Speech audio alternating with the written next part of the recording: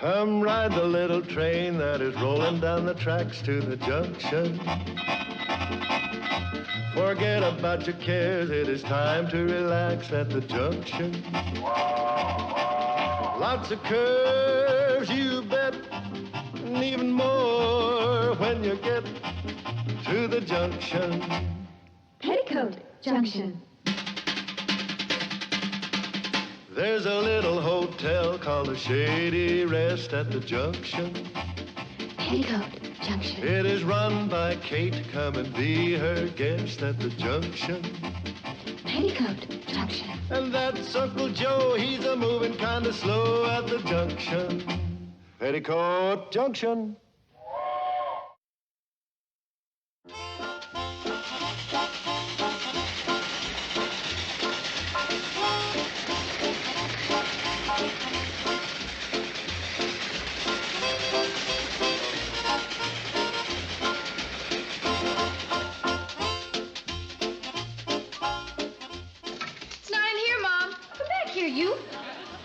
Are you sure? Oh, no, stop. Get out of there. How could a whole gallon of stove polish just disappear? Wait a second. Billy Joe? Yes, ma'am. No, she's still a blonde. Mom's missing a gallon of stove polish. You don't think I'd dye my hair with stove polish? What do you dye it with? There've been an awful lot of things disappearing around here lately. My best apron, and somebody snipped the middle right out of my clothesline. Well, I can't find the handle to the carpet sweeper either. You know, I wonder what... Oh! What was that? The cannonball. I told Charlie to watch the steam pressure.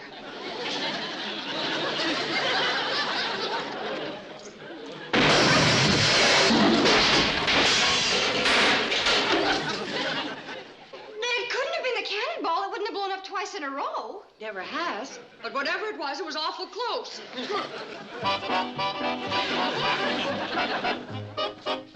Uncle Joe, Did you hear it? Hear it? It nearly blew us out of the kitchen. Wonder if they got the message in Hooterville. If they did, they're probably calling up the National Guard. I'm only firing blanks. Hey, this is the handle to the carpet sweeper. Ugh. Mom's apron. I had to have something soft to swab with. Why didn't you use your head? Hey, you could stop worrying what happened to your stove polish. Yeah, it took just about a gallon. Kate, would you believe this is the same old cannon that was resting out in front of the courthouse gathering pigeons? No, I wouldn't. Well, this is the piece out of a clothesline. Don't do that again. The volunteers are only expecting 3 test blasts, and another one will bring that fire department train roaring out here to extinguish the hotel. You mean this thing has something to do with the fire department? I know. Instead of these fire alarm rockets, you're going to give everyone in the valley one of these cannons. Of course not.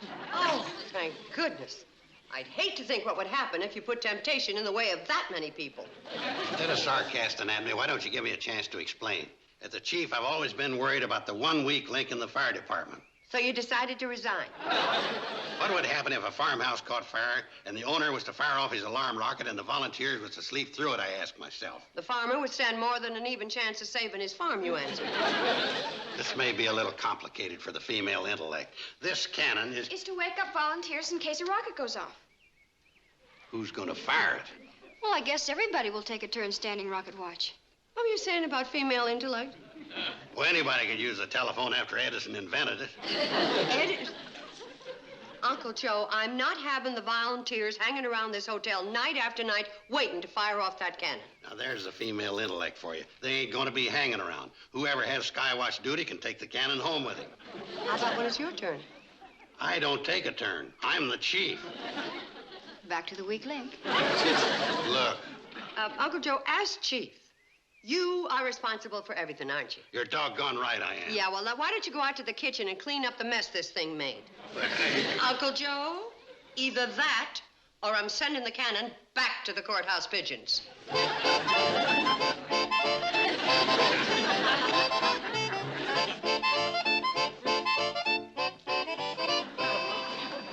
All right, Joe. Wrenching out your dainties? It's Kate's apron. He does nice work, Charlie. Would you like to take on our overalls? Did you hear the signal cannon in Hooterville? Yeah, we was in Sam's store.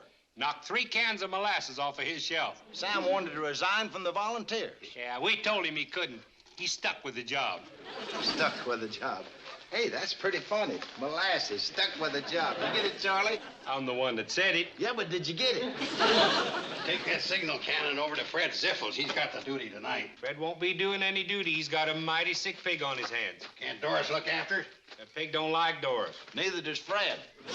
Take it over to Ben Miller's. He's next on the schedule. Ben's busy. What about Newt Kiley? Newt Kiley's having trouble with his well. Yeah, he fell in. Excuses, excuses. What about Sam? Well, Sam's going to be mopping molasses all night. Can't he look out the window at the sky once in a while? Well, he wouldn't see much. He's got the broken panes in his window full of newspapers. Cannon sure is powerful. You know it broke the windshield in Dr. Stewart's car? There's a lot of opposition to that cannon in Hooterville, Joe. Wait till there's a fire and the horse will be on the other foot. Why don't we get one of them clacks and horns like the Crabwell Corners volunteers has got? Crabwell Corners. That's about all they got's a klaxon horn. Oh, they got a firehouse to put the horn on. We don't need a firehouse. Because we ain't got a fire engine. We don't need a fire engine because we got the train. They got one of the best chiefs in the county. Now, Charlie, how can you say that? Bink Sharfield can't hold a candle to Joe. Thanks, Floyd. I've seen Bink's wash, and it don't come out half as clean as Joe's.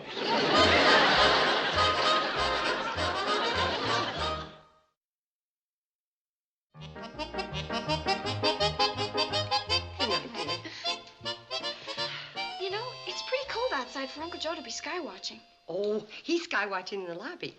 Oh. Oh, what about the cannon? What about it? Is it inside or outside? I don't know. Uncle Joe! Playing checkers. Oh, Checkers. Aren't Billy and Bobby asleep? yeah. Then who's Uncle Joe playing with? Go on, move. We haven't got all night.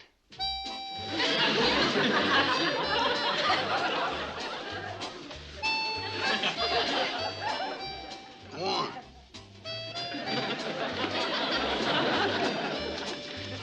That was a dumb move. Go on, stupid. It's your move again.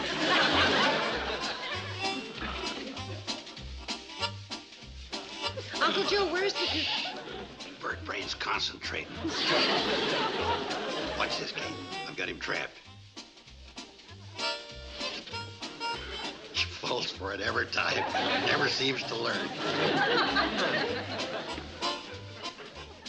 Go on.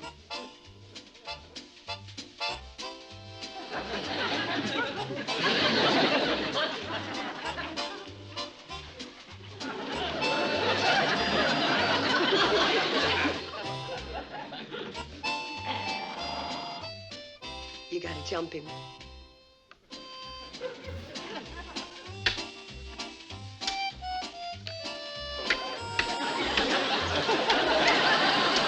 That does it.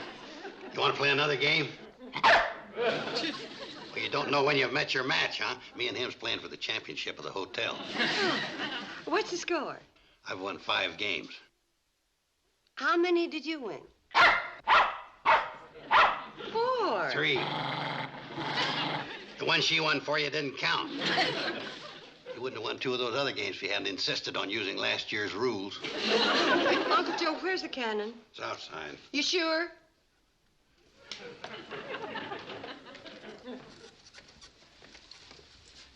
Satisfied? Yeah. Happy sky watching. Okay. Will you look at that? Stupid dog doesn't even know how to set up the board right.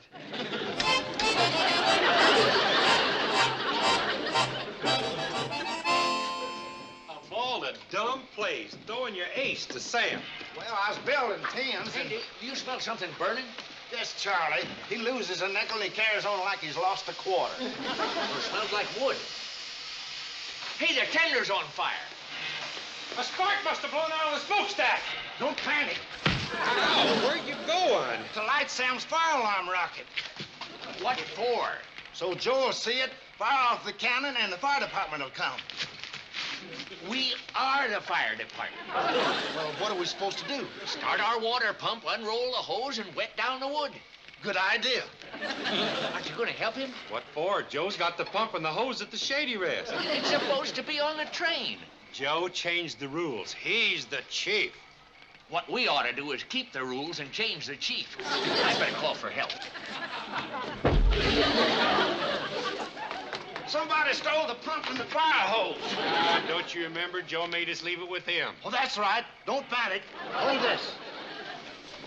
Help me put it on the tender. What for? So everybody will know we're the fire department. Yeah, well, we're also the fire. Oh.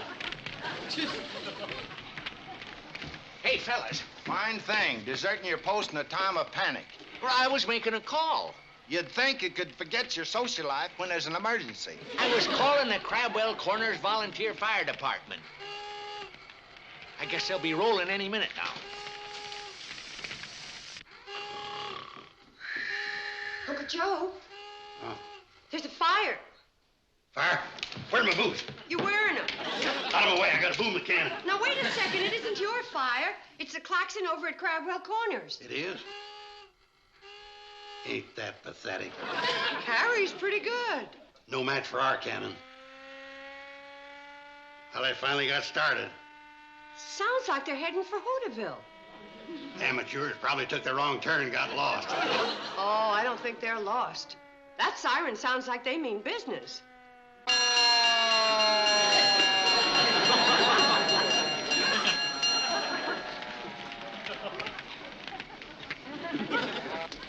Thanks for getting here so fast, Bink. That it?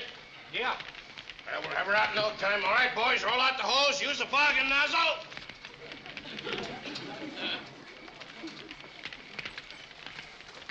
They sure know what they're doing, Bink. Yeah, you see there, Floyd? Floyd? What are you doing that for? To let Joe know what's going on.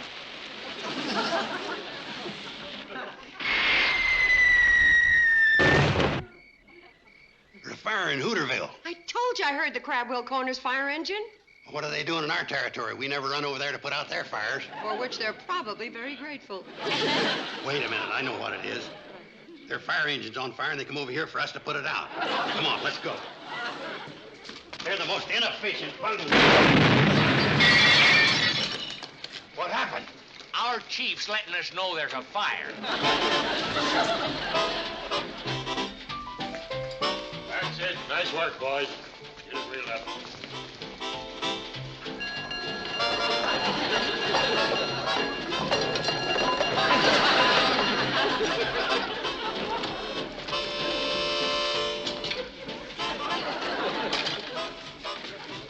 Give me that.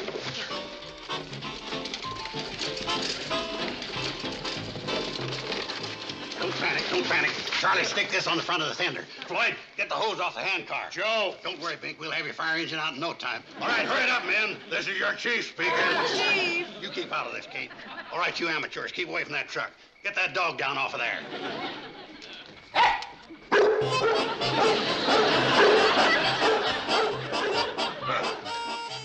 Come on, men. Uncle Joe, I think you got your fires vice versa. What? Bink didn't come here to get put out. He came here to put us out. The wood in the tender caught on fire. Then why didn't you put it out yourselves? Could it be because you had the pump and the hose? And you're always saying I'm dumb. If I was half as dumb as you are, I'd be dumber than I am.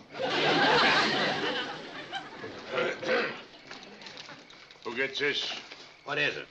It's a bill for our expenses. We always ask the other fire departments to chip in, and we have to leave our territory to help them out. Who asked you to come over here? Well, he...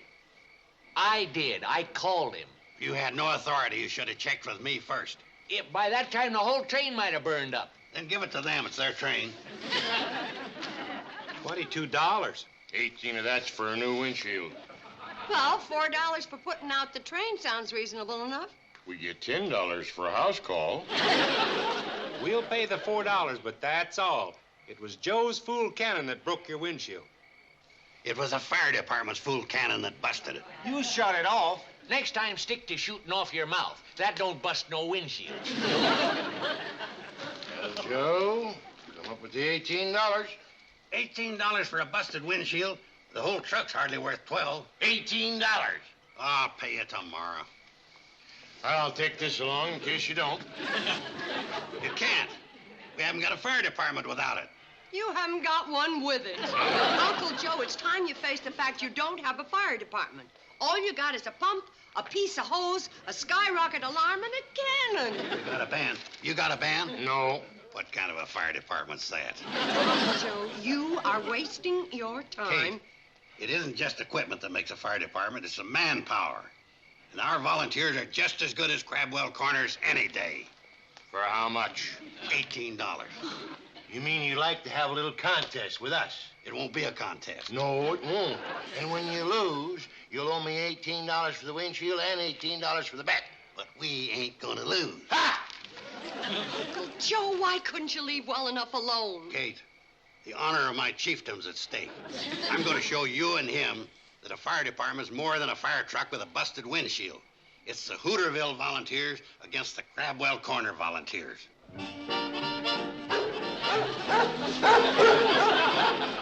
Well, so far we're in the lead.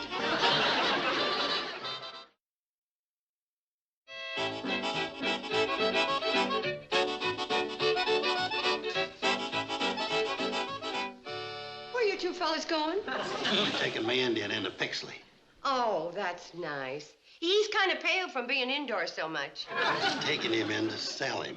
Why? Since my volunteers have deserted me, I'm going to lose the contest by default, and I'll have to pay Bink $36. You think you're going to get $36 for that? Boxy Snyder gave me a standing offer of $33.50. I figure I can push him up $2.50. Hi, Uncle Joe. Taking your friend for a walk? No, we're going out to play a set of tennis. What is Uncle Joe doing with Geronimo? He's going to sell him to pay off Bink Sharples because he's going to lose by default.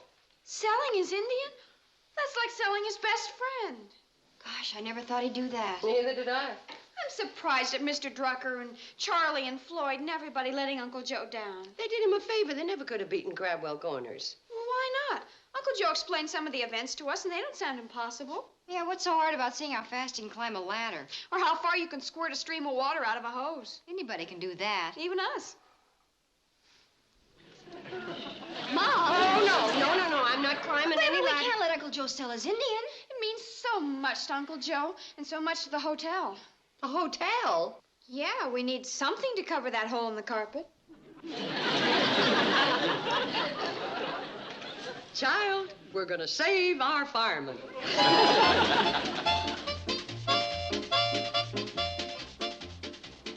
They're not coming. Oh, let's give them 5 minutes more, Ernie. I gotta get back to my feed store. Hey, take a look at that.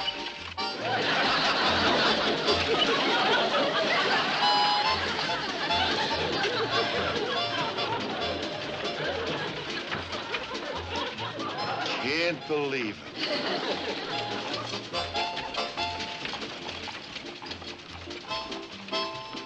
I didn't think you was gonna show up, Joe. I had to talk Pat Cooper out of his horse. He was going to do some plowing today. Hi, Ben. Oh, hi, Kate. Hey, where's your men? These are them. Damn. Volunteer fire department. We volunteered. We ain't gonna compete with them. $18. Oh. You're trying to shame me into defaulting, huh? Well, if that's the way you want it, it's okay with me. Oh, this here's Ernie Caulfield, our Justice of the Peace. Any objection to him acting as judge? No, he looks fairly honest to me. Okay, let's get started. The first event will be safety net jumping. Each fire department will send one of its members up to the roof of the theater where they will jump into their respective nets. All right, men, let's go. Come on, snap into it. That's it. Get it around here. All right, girls, get our safety jumping net. What safety net? Tarpaulin. Unfold it careful so it don't tear no more. Hold it! You mean one of us is going to jump from the top of that roof? Yeah. Into a torn tarpaulin? This event will be worth 10 points. It will be judged on accuracy and neatness. Well, that's 10 points for your side. Now, what's the next event? What's the next event? Ladder climbing. This is a race against time and is worth 8 points. On my signal, each contestant will run to their fire truck, get a ladder, run to the wall, and climb up. Hooterville Fire Department first. Okay, Betty Joe, give it all you got. Come on, Betty, come on! No, wait a minute. Go back, go back. You forgot the other half of the ladder. Doggone it. What's the next event? Hose squirting. I will station myself at the end of the lot to measure the greatest distance each department can throw a stream of water. Crabwell Corners, start your squirting. Fresh up!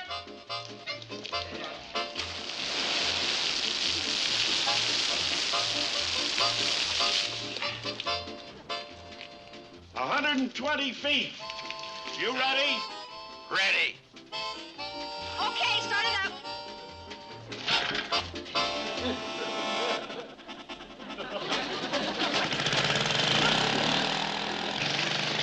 Here, give me a hand. Now, hold it tight. This really pressures it up.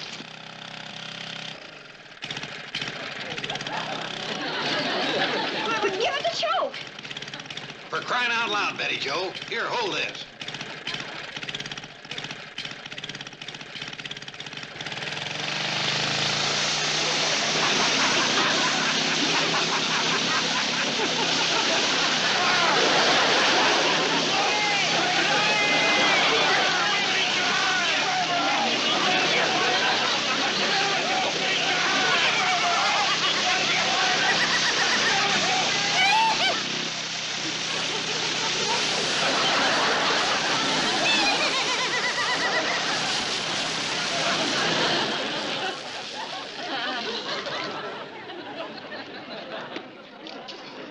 $150 feet. The final event, the fireman's carry, was won by the Hooterville Volunteers. Fireman Kate Bradley carried her victim 50 feet in 22 seconds. Mom, why did you carry Uncle Joe? You were supposed to carry me. My lumbago got to me right at the starting whistle. Here are the final scores. Crabwell Corners Volunteers, 80 points. Hooterville Volunteers, 80 points?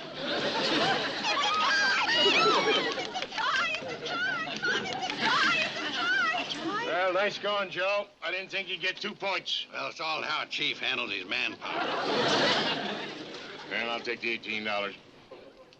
It was a tie. You didn't win. For the windshield. One more event. Double or nothing. Uncle Joe?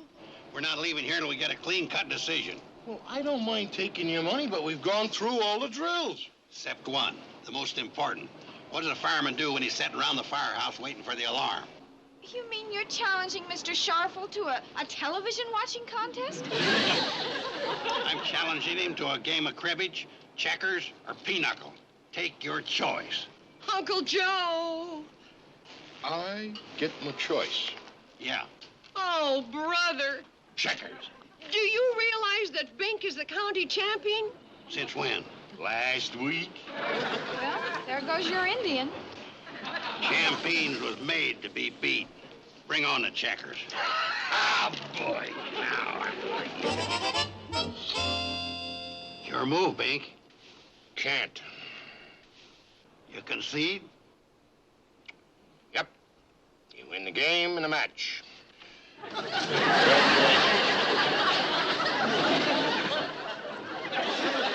Hooterville wins. Yay! That's as smart as dog. Oh, he ain't so smart. I learned him everything he knows. Including running away.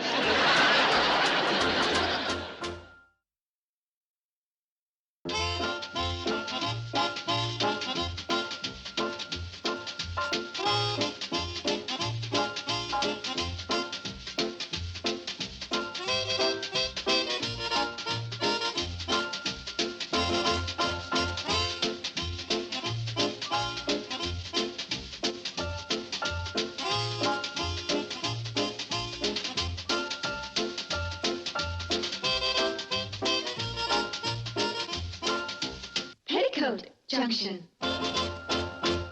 This has been a Filmways presentation.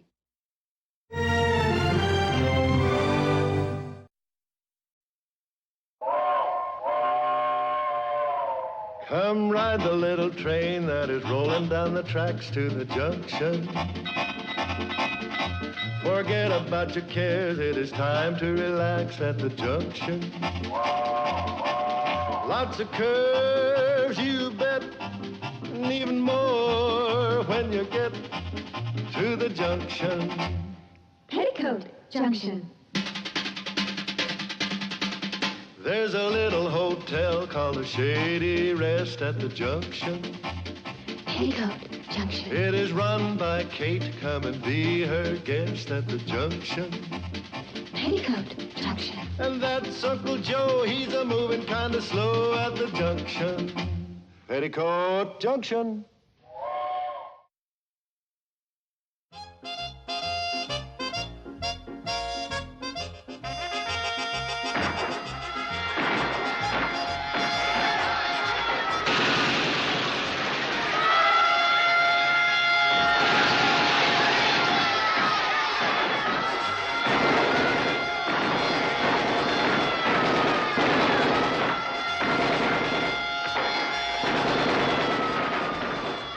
Attention all cars, present break. Execute Plan 2. Repeat, execute Plan 2.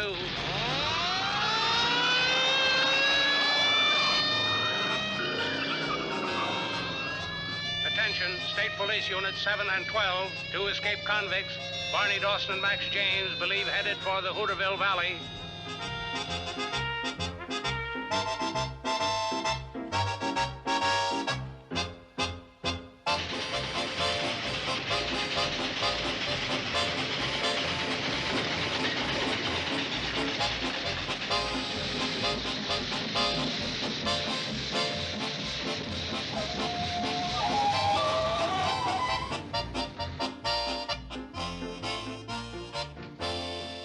Hello, Sam.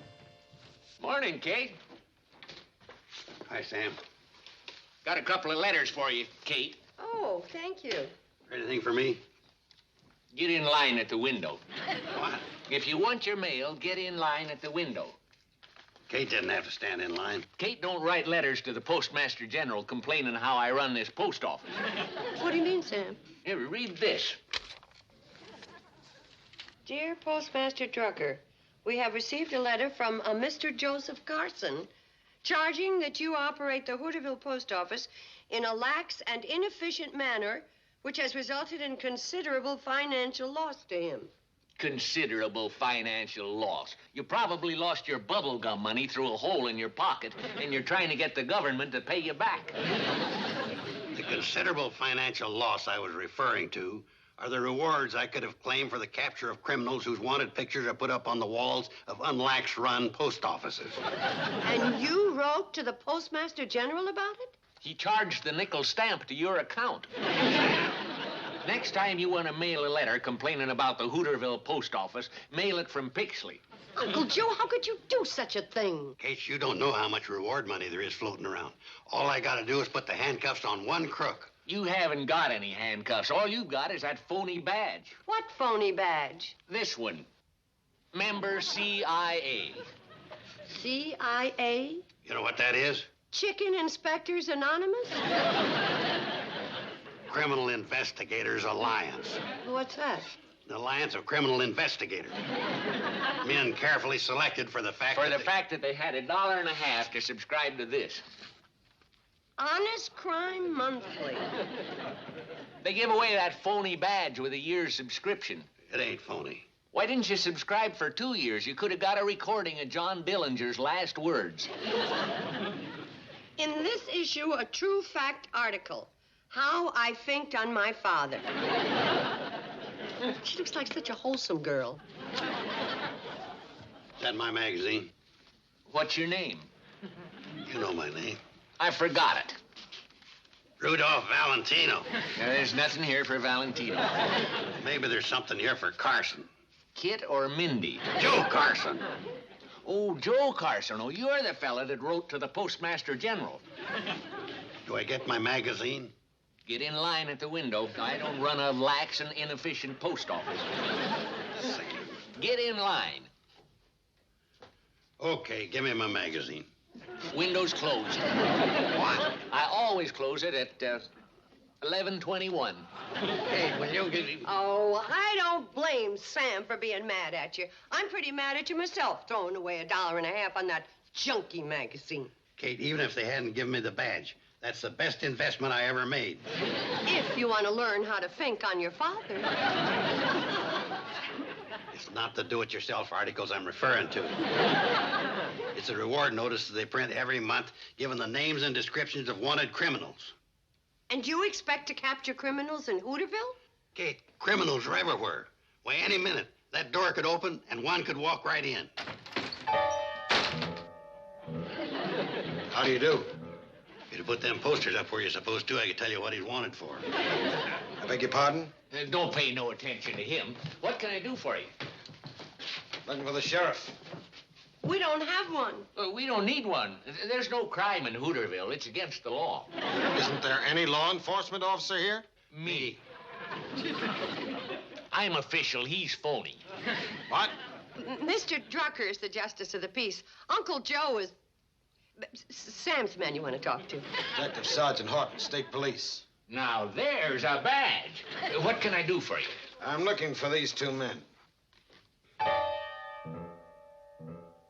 Let me see him. This is official state business. Sam. Write a letter to the governor. Sure mean looking. They're two of the toughest cons we ever had in the state pen. Had? They escaped 3 days ago. But you don't think they're anywhere around here? Sure he does. Thanks a lot. He wouldn't be going around giving them police picture postcards as souvenirs. We had a tip they were heading in this direction, but don't worry. We've got the valley pretty well covered. Well, the valley's a pretty big place. They could hole up almost anywhere. Fred Ziffel's, Ben Miller's. Best place would be the Shady Rest. That's Kate's hotel. Good food, no phone, 25 miles from town. Please, Uncle Joe, no commercials. Advise you to keep all your doors and windows locked. Don't let any strangers in. Of course, we'll have to count on everyone's cooperation. How much reward money you give them for their capture? None. And you can't count on mine. Now, Uncle Joe is strictly a catch-for-cash man. I wouldn't advise you to try capturing these men yourself. They're killers. Us alliance men ain't afraid of nobody. What alliance? Show him your tin badge, Joe. It ain't tin. No, it feels more like plastic. How'd you get that? The alliance ain't gonna like this. CIA? Yeah. They still publishing that junky magazine? I should hope to think on my father they are. Sounds like Charlie and Floyd getting ready to pull out. Yeah, Uncle Joe, come on. I want to get back to the hotel. I just remembered there's nobody there, and I left every door and window open. Kate, maybe I better hang around here and give the sergeant a hand. You gonna let me go out there all by myself? There ain't nothing to be scared of. Besides, you got the badge. If you want any advice, just drop by the Shady Rest. Be glad to give you the benefit of my criminal tendencies.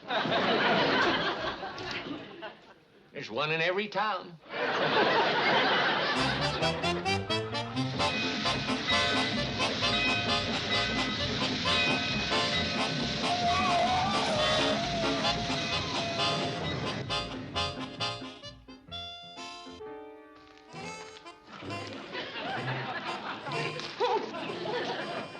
You'd better wait here. This is man's work. Then you better let one of us go first. You want them two convicts to hear us? We don't know if they're in there. That's what we're going to find out.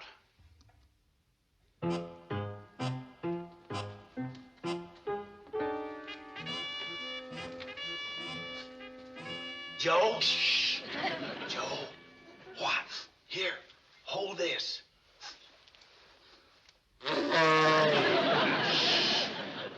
Thanks.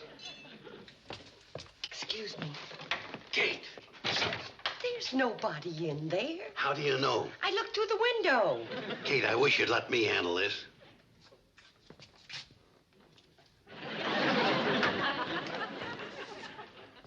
There's nobody in there.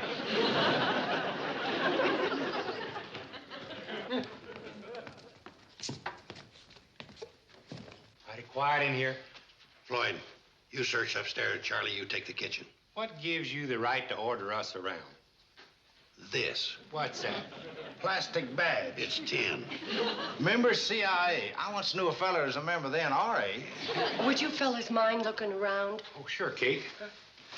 You know, Uncle Joe, it just occurred to me that the dog didn't bark when we came up. Probably heard the news on the radio and took to the woods. The radio isn't working. That dog's been in my newspaper again. Here, boy. Boy. Here, boy. You call me Kate? She's calling the dog stupid. Kate would never call that dog stupid. Get on with your searching. Strange, I wonder where he is.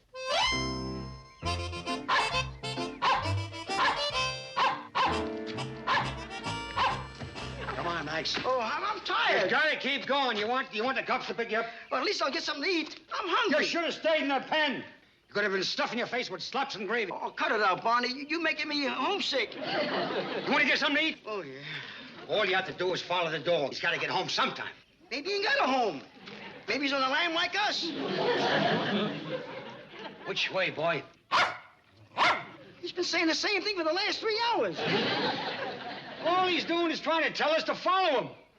How do you know? Because I always watch Lassie come. Hey, maybe he's leading us to the cops. I know dogs. This one ain't no fink. You never know who's a fink. I was reading an article in Honest Crime magazine. And that crummy dame... Nobody calls my kid a crummy dame. You saw it, Barney. I didn't say nothing about her writing. You didn't? Okay. Come on, boy.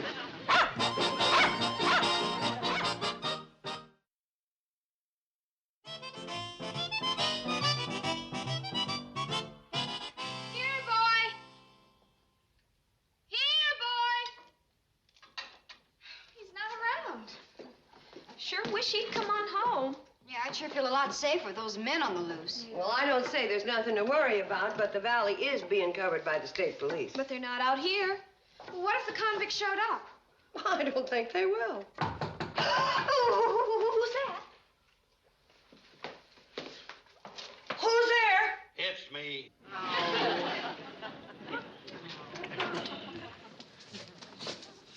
Kind of stupid opening that door to a stranger. Should ask me to show you some identification. I thought you were in the lobby. I was outside checking the premises. Why? Because he locked himself out. Might have wanted in there the key under the front mat. There's a key under the front mat. Uncle Joe!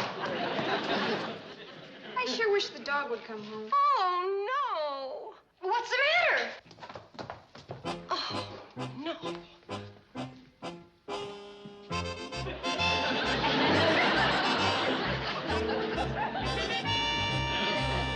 In the world. Pretty good job of securitying, huh? Well, Joe, what did you do that for? Keep the convicts from coming in through the window. Take it down. In the words of the Alliance, an ounce of prevention's worth 2 ounces of crime. What alliance? That one. This hotel protected by the CIA. Since when does the Central Intelligence Agency protect hotels? What's the Central Intelligence Agency? The CIA. They're going to get into a lot of trouble when the Alliance finds out they're swiping their initials. Not as much trouble as you're going to get into if you don't take that furniture down. Kate, there's a right way of doing things, then there's the Alliance way. Exactly. Take it down. Okay, if you want them coming in through the windows. Oh, they won't have to. As long as you're obliging enough to leave the key under the doormat for them. I'll get it.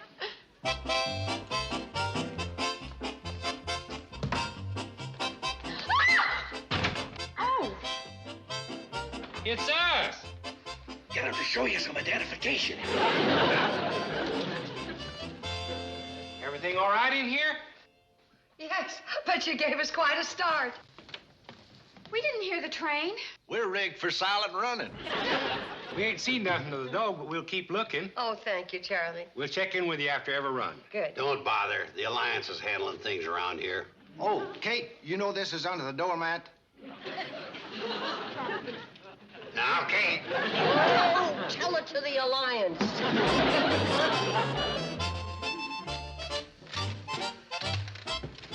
As soon as you're finished, we can have supper. It's time to eat yet? Must be the dog's back. Aren't you going to ask him for identification? I'd know that unfriendly bark anywhere. Oh, maybe it's a Cocker Spaniel disguising his voice. It's him. Finally came home. Yeah, and he brought company. Oh, the convicts. That stupid dog. Shut up! One peep out of you when you get it. Leave him All right. Stay where you are, Blondie. You can put your hands down now. You run this joint? Yes, I do. Hey, what is it? It's a hotel. When did they condemn it? Shut up. What's the handle, Blondie? If you're asking my name, it's Kate Bradley. I'm Barney Dawson. This is Max James. I'd like to say I'm delighted to meet you, but I'm not. You ain't gonna look any better with a fat lip. Now, who are you? None of your business. When I ask you something polite, answer me polite. None of your business. Thank you. Yeah. They're my daughters. Well, you got names? Billy Joe Bradley. Betty Joe Bradley. Bobby Joe Bradley. Hey, they're twins. And who are you?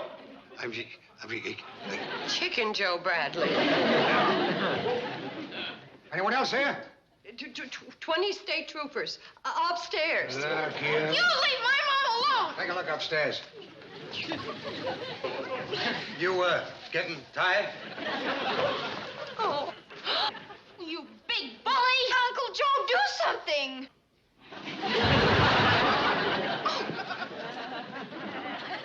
If his friends at the Alliance could only see him now. Don't hit me. Joe. Don't hit me. He's a real big help to you, ain't he? Upstairs is clean. Well, of course it is. I scrubbed it this morning. I mean, there's nobody up there. You know what they got in one of the rooms? This big white thing on legs. That's a bathtub. How would you expect him to know? Look, Blondie, no cracks. I'm as dangerous as the next guy. You know, fellas, there's nobody here now, but they'll be checking in soon. We're expecting a convention of police chiefs. They just love this spot. This is a real busy place, ain't it? Very busy, very busy. Nobody's checked in here in 5 weeks. Yeah, but you never can tell. You know, a convention could drop in at any time. Well, I remember once when J. Edgar Hoover showed up with 200 FBI men, just like Shut that. up! I'm shut. Get this straight. We ain't leaving. But you see... Them woods out there are full of state cops. Yeah, but they're bound to get here sooner or later. Yeah, and then bang, bang. And you wouldn't want to be caught dead at the Shady Rest. We're staying. You're staying. The police will get you. If they get us, we get you.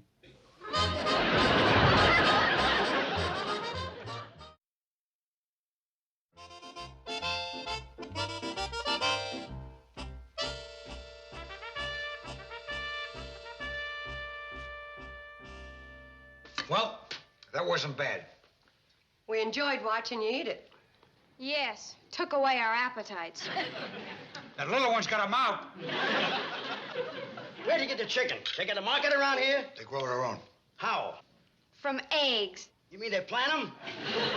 Ain't you having done time at the prison farm? Come on. Everybody inside. Move! Move! We've got to do the dishes. Wait. I'd like to have another piece of pie. Well, cut yourself a piece. There isn't any more. Oh, sure there is. Where's the knife, Kate? Okay. Where's the knife? Knife? Oh, here it is. All right, inside. Inside. Go on, Blondie. Yo! Everybody sit down. And no funny stuff. Where's the TV? We don't have one. You never seen the Beverly Hillbillies? No. Oh, it's a gas. Take that skinny old crow granny. I'll tell you. I'll tell you what I'll do. When we get out of here, I'll knock over a discount house and send you a set. Thank you. See anything? Ah, it's quiet like an outdoor undertaking parlor. Where do you go for excitement? Hooterville. There you go with that mouth again. That's the name of the town, Hooterville. The one at the other end of the track is Pixley. Pixley? Yeah, that's what they do for fun around here. They sit around and laugh at the names of the towns. If it's fun you want, there's a pool table in back of the barber shop. Yeah, why don't you go in and shoot a game? Oops, sorry. Pool ain't exciting. It is on that table. One of the legs is shorter than the others. The train go through on that track you mentioned? Yes, right past the hotel. Does it stop here at night? Sometimes, but not tonight. Didn't Floyd and Charlie say they were coming back? What side are you on? Keep an eye out for them. Who's Floyd and Charlie? They're just a couple of nice old men, and it's too late for them to come back tonight. Matter of fact, it's way past our bedtime. Well, good night, everybody. Sit down. Sit down. Nobody leaves this room, understand? Do you speak Spanish? No. Why? Well, Betty Jo is studying in it, and she should be doing her homework. Yes, I have to do my homework. This ain't no time to be doing homework. If the kid has to do her homework, let her do it. Thanks. Okay. Yeah, no, small change. I got a daughter, too. She's a writer. Isn't that a coincidence? Betty Jo has to write her story in Spanish. A story? Yeah, a great idea, all about a dog. I'd like to write a story about a dog with an unhappy ending. Shut up. What's the story about? Mom knows it in English. I only know it in Spanish. Yes, it's all about this lady who has a dog, but she can't get out. So she sends the dog to Senor Drucker with a note. And the note is in Spanish, and because most people don't understand Spanish... This is Spanish. Ayudenos, los Rios, escapados. Help us. The escaped convicts have taken us prisoners. What? The story lost something in the translation. Maybe I didn't do time in a prison farm, but I did a hitch in a can in Tijuana. I warned you that... Ask who it is. Who is it? Charlie and Floyd.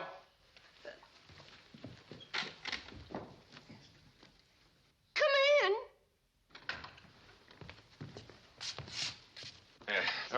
Howdy, Kate. Oh, hi, Floyd. Hi, Charlie.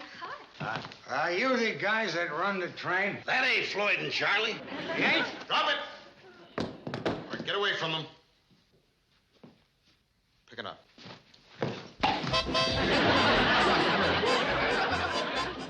Hold it! You shoot us, you shoot them.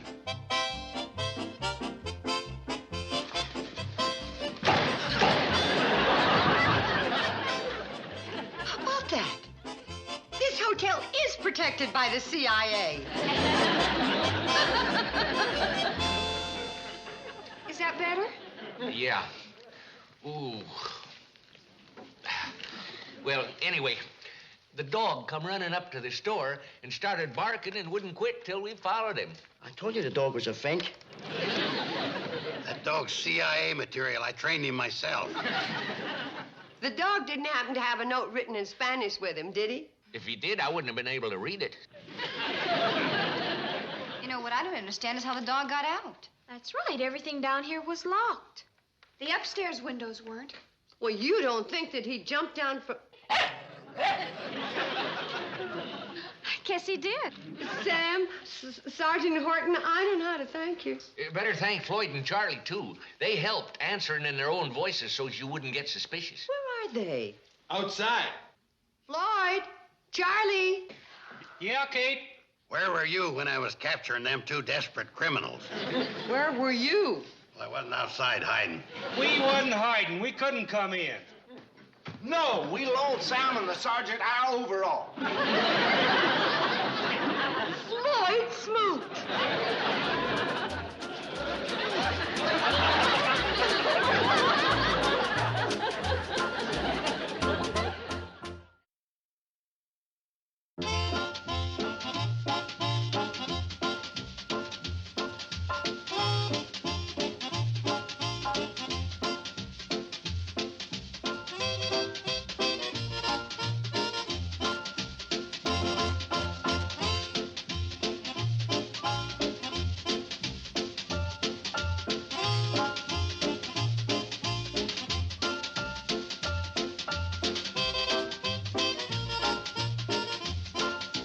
Peoticoat Junction. This has been a Filmways presentation.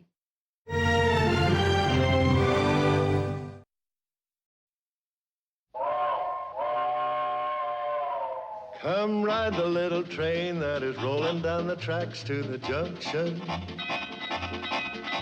Forget about your cares, it is time to relax at the junction. Lots of curves, you bet, and even more when you get to the junction. Peoticoat Junction. There's a little hotel called the Shady Rest at the junction. Peoticoat Junction. It is run by Kate. Come and be her guest at the junction. Peoticoat Junction. And that's Uncle Joe. He's a moving kind of slow at the junction. Peoticoat Junction.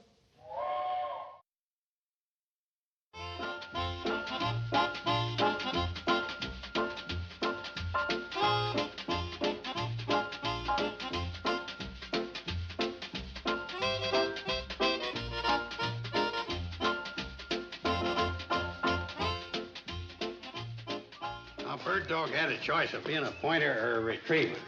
Now, which one do you want to be? Look, don't you want to learn a trade? Do you want to spend the rest of your life on the bottom rung of the ladder of dogdom? I didn't get where I am sitting around wagging my tail, bumming dog biscuits, and barking the train in. Now, which do you want to be, a pointer or a retriever? Pointer. Okay. Now, we'll imagine that Wilbur here is a pheasant. Now, this here is the accepted procedure of pheasant pointing. The dog, which is you, sniffs his way across the field. When getting the pheasant in his scent, he freezes to a point position, making a human error of himself. Nose pointed toward pheasant, tail pointing straight out. You don't move so as not to alarm the bird. No talking, no scratching, no tail wagging. Now, you got any questions so far? Just one. Yeah, what is it? Oh, hi, Keith. Would you mind telling me what you're doing? I'm just trying to teach Bird Brain here to be a bird dog. Uncle Joe, I thought I asked you to get the handcar and to go into Hooterville and find out where the cannonball's been all day. Ah, there's nothing wrong with it. Well, maybe they had a wreck. Goes too slow for a worthwhile one. Well, maybe the wheels went off the track. Wheels always roll right back on the Well, track. something happened to it, and I'd like to find out. Now, will you please put the handcar on the tracks and let's take a run into Hooterville? What about the hunting lesson? Well, the dog will give it to you when we get back.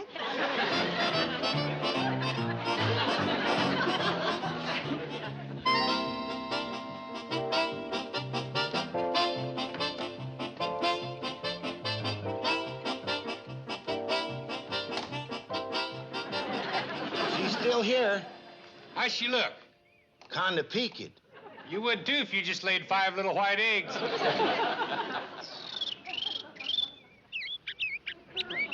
You think we ought to give her a blanket or something? Boy, she don't need a blanket. How about a magazine to pass the time? Leave her alone. Okay. If you want anything, just chirp.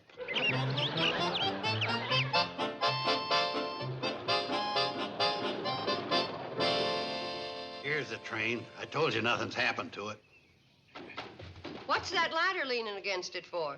Probably to keep the engine from tipping over. Floyd! Charlie! What are you doing? Of all the dumb Mongols, you ain't supposed to point words. Unpoint. Now go find a live bird. Kate, will you look at that untalented Airedale pointing the locomotive? Does that look like a live bird? You need glasses. Maybe he's trying to tell you something. Yeah, how stupid he is. If I ever take him hunting with me, don't count on one of us coming back. He's a bad shot, too? Put me down. Come on, Doc. Hurry up. Let go of me. Hi, Kate. Well, hi. Somebody sick? Yes, these two right here. They want me to make a house call on a bird. Huh? Kate, guess what's on the smokestack? A condemned notice? There is not. There's a nest with 5 little white eggs in it. What? Me and Charlie's gonna be fathers. Well, congratulations. Have a cigar. Thanks. Give me that. See, Uncle Joe? The dog didn't know what he was pointing at.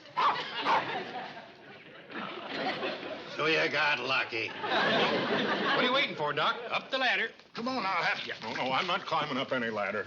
Well, in her condition, we can't take her to your office. It wouldn't do any good anyhow. I don't take care of birds. Well, what about that hippopotamus oath you doctors are always taking on TV? Hippopotamus? If you can take care of hippopotamuses, you can take care of birds. They're both the same kind of different animals. You must be referring to the Hippocratic oath. Hippocratic! Well, whatever he's referring to, you ought to live up to it. Or else turn in your TV set. You're a disgrace to it. Now, boys, you're being a little unreasonable. Doc has all he can do to take care of his people patients. And birds ain't people. They are to other birds. And why does a bird need a doctor anyway? No kids of mine's going to be born into this world unattended. If she just laid her eggs today, they won't hatch for more than 2 weeks. Are you the doctor in this case? No. Then mind your own business. Simmer down. Fellas, I'm surprised at you. Doc has never refused to take care of anyone or anything as long as they need taken care of. We're sorry, Doc. I guess we was a little edgy. Yeah, it was quite a shock to go out for lunch a bachelor and come back a father. I guess it would be. Case of emergency, let me know. I'll get here just as fast as I can. Thanks, Doc. Hippopotamus oath. I don't see why in heck I didn't go into my father's feed store. You see, everything's gonna be fine. Yeah, we'll get that bird nest out of there and you can run us back out home. We're not running the train. What? It's gonna stay right here until we hear the patter of little feet.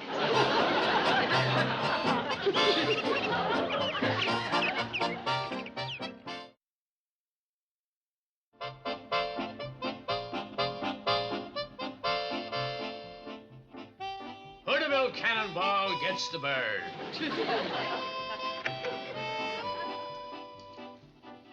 Morning, Mr. Bedloe.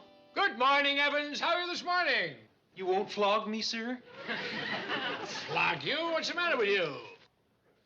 The way you said, "Good morning, Evans." You're in a horrible mood. I'm in an excellent mood. I found a new hobby.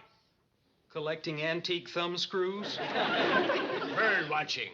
Here, read this. Aloud.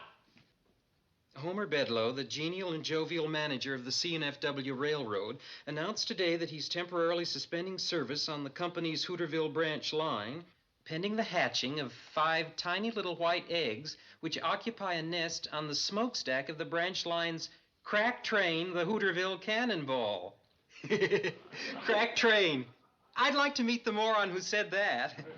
How do you do? You mean you? Read on. Mr. Bedloe stated firmly the train will not run until the eggs have hatched. Motherhood comes before anything. You should sue the paper for misquoting you. Right, that's what I said. When I first heard about the little mother, I called the newspaper and arranged to have them send a photographer to Hooterville to make this picture. But Mr. Bedlow... Evans! How long have I been trying to shut down the Hooterville cannonball? It's been a lifelong project. And have I been successful? No. Well, what I haven't been able to accomplish, nature has. Somebody down there likes me. But, sir, when the eggs hatch, the cannonball will roll again. You know, Evans, when you first came in here, I took a look at you and I said, there's a young man who has the makings of a first-class fink. You've been a great disappointment to me. I'm sorry, sir. Can't your puny mind grasp the sneaky elements of this situation? Why does a train run? Well, you put coal in the engine, and that makes steam. No. A train runs because it has a franchise with the State Railroad Commission. Now, the franchise for the Hooterville branch line requires that a train, that is, an engine and a coach, that's all the miserable equipment they have anyway, complete a round-trip run between Hooterville and Pixley at least once every 2 weeks, or else they cancel the franchise. I see. And since it takes 2 weeks for the eggs to hatch... I've already alerted Williams of the State Railroad Commission.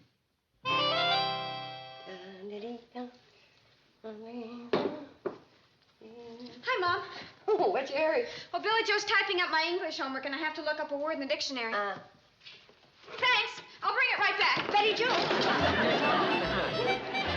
Oh, my goodness. Oh.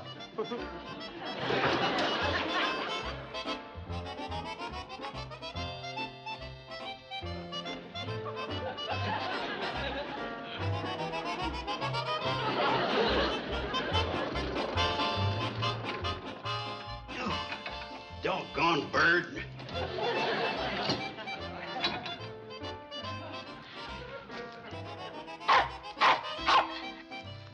You drag it up. I can't bend over.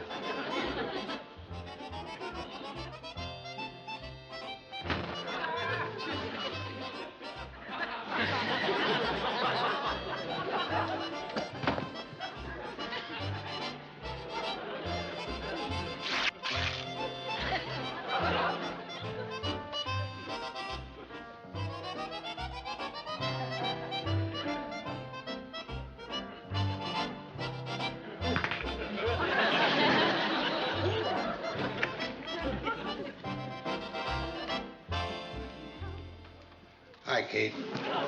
Uncle Joe! What's the matter? Would you get the book?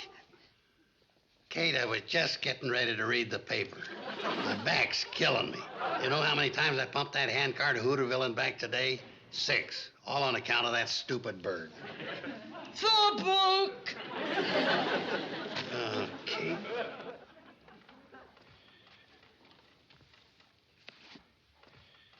"50 exercises to do at home. You ought to do the easy ones first, Kate." Hi, Uncle Joe. Hi, honey. Thanks, Mom. Those exercises will do you a lot of good.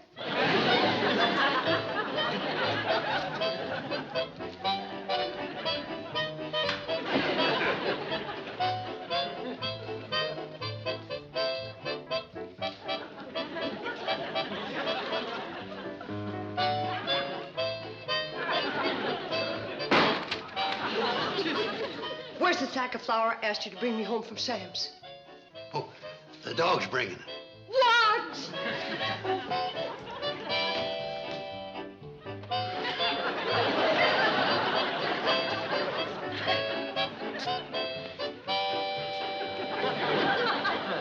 For heaven's sakes. Well, after pumping that handcar, I couldn't bend to pick it up. Uncle Joe.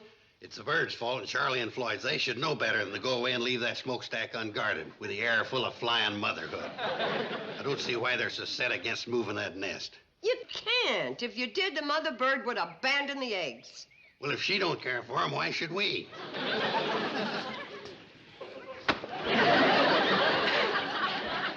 Don't touch that. I have to look up the spelling of another word. What word? Philatelist. Philatelist? That's easy. F-I-L-L. Take the dictionary and put this under the leg. What's the matter with him? That ain't a bird. 38 breeds of dog, and we have to get stuck with this lunkhead. Where's the dictionary? Here. Philatelist. Mom, did you see this? It's the bird. There's a story about it. What's it say? I can't see it without my specs. Here, I can.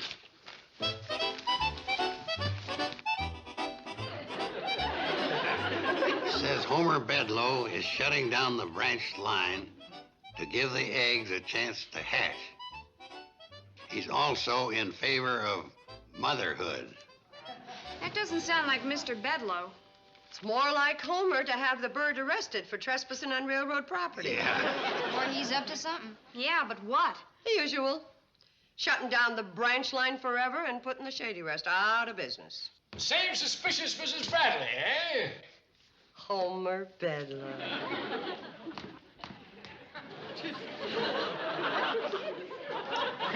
What was he doing? Pointing down a vulture. Bradley, how are you? Girls? We were fine till you walked in. Now, Betty Joe, there's no need to be impolite to Mr. Bedloe. Uncle Joe and I'll take care of that. Now, what do you want here, Homer? A room. We're all full up. Since when? Since you said you wanted a room. Since the railroad isn't running, I don't see why you're oversupplied with guests. Well, the only one available is $700 a night. That's without towels and bathroom privilege. If you want to see it, I'll have the girls take the mops and brooms out of it. Mrs. Bradley, there's no reason for you to act like that. I didn't come down here to do you any harm. Who did you come down here to do harm to? The birds and her eggs. What have you got up your sleeve, Mr. Bedloe? Nothing. It just isn't like you to be in favor of motherhood. Well, why not? I had a mother once myself. Did she ever come forward and admit it? Now, look here, Carson. I won't take that from you. Homer, we've been playing dirty pool for years. And it just comes very hard for me to swallow this story you put in the paper. It does, huh? Yes, it does. Now, would you believe it if I told you I don't care a hoot for that bird or her little eggs? Yes, I would. Well, I admit it. Personally, I hate birds singing and tweeting, laying their silly eggs in inconvenient places. But as an official of the CNFW Railroad, I love that bird. He's worth millions to us in publicity. A big, giant railroad grinding its wheels to a halt to let a little bird give birth to her young. It's a new image we're giving to the public. The railroad with a heart. I forgot to mail these dismissal notices, didn't I? Mom, what do you think? It makes sense. I wouldn't trust him within a 10-foot pole. Me either. I said it makes sense. I didn't say I trusted him. Homer, you can have your room if you want it. But we're going to be watching you like a hawk to make sure that you don't do anything to that little bird or her eggs. Oh, believe me, Mrs. Bradley, I'm more interested than you are in not harming that little bird. I want those eggs to hatch, no matter how long it takes.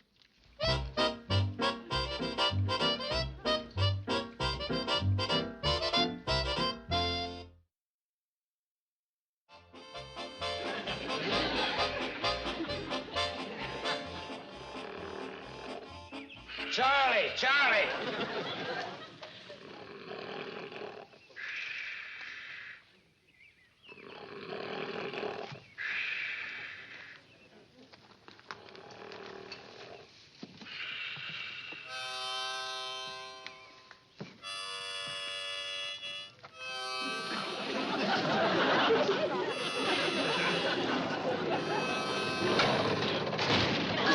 Joe, you're going to scare the mother bird.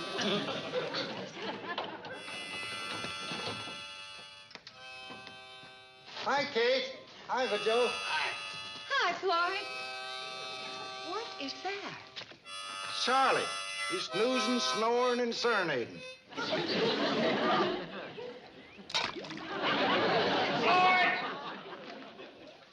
You'll be right out. Floyd Smoot, did you? Oh, hi, Kate. Hi, Joe. Hi, Charlie. Uncle Joe and I brought you your supper. Oh, Kate, you've been bringing us our dinner every day for a week. You don't have to. She does, too. You won't eat my cooking.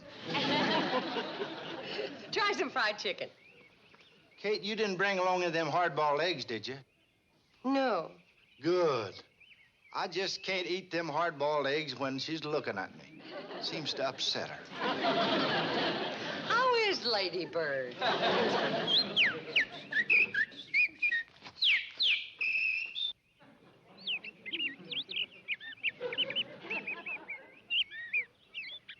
She says she's fine. Has Bedlow been around here today?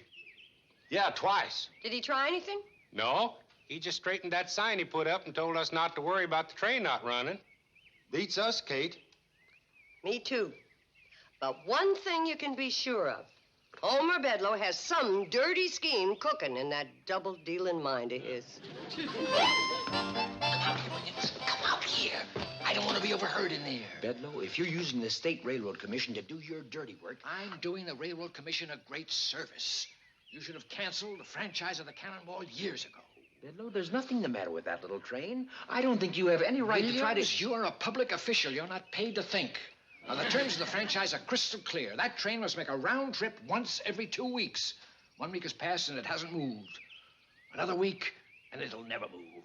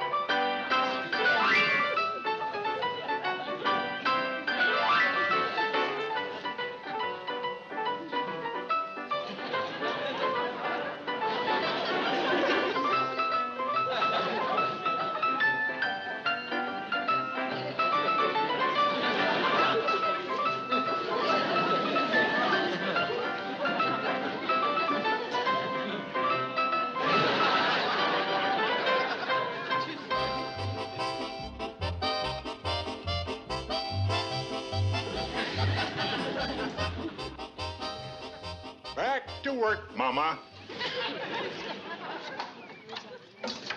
Oh, Betty Jo, look out. What's the verdict, Doc? Oh, about 8 or 9 more days, I'd say. Kate?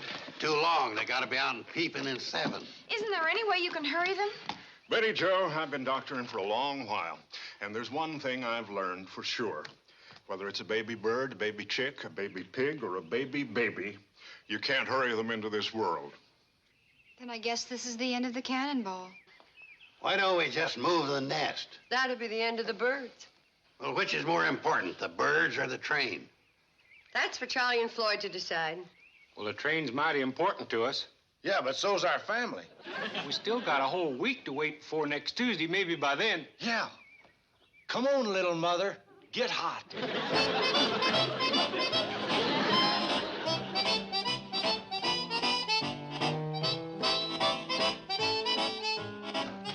Happy Tuesday morning to all of you.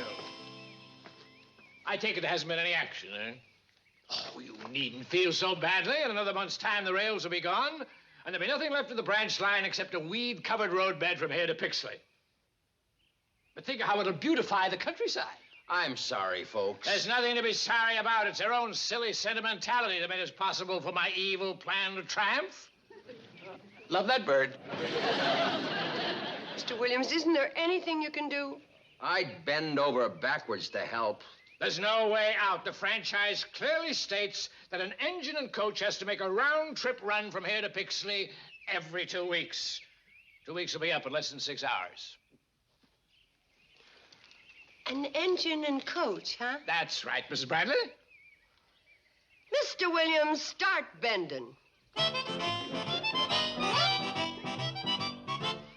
How much time we got, Mr. Williams? Just about a minute. Love that little bird. They've got to make it. Here they come!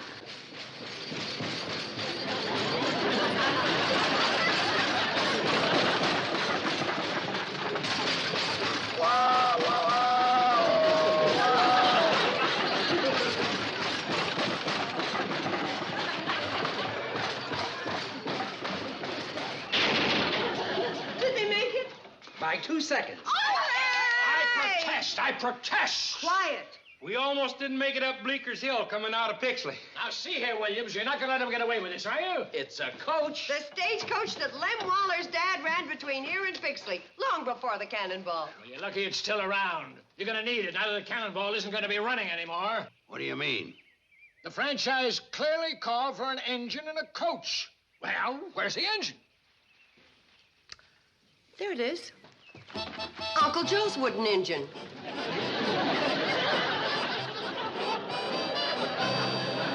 Okay, Mr. Williams? It's all right with me. Now, see here, Williams, I'm going to call the governor. Yes. And while you're doing that, I'll call the newspapers and tell them the truth about the C&FW, the railroad with a heart of stone. Well, you can't do that. They'll fire me. I'll lose my pension. Nice engine and coach, isn't it? Nicest engine I ever saw. Love that bird? Love that bird. Mom, quick, call the doctor.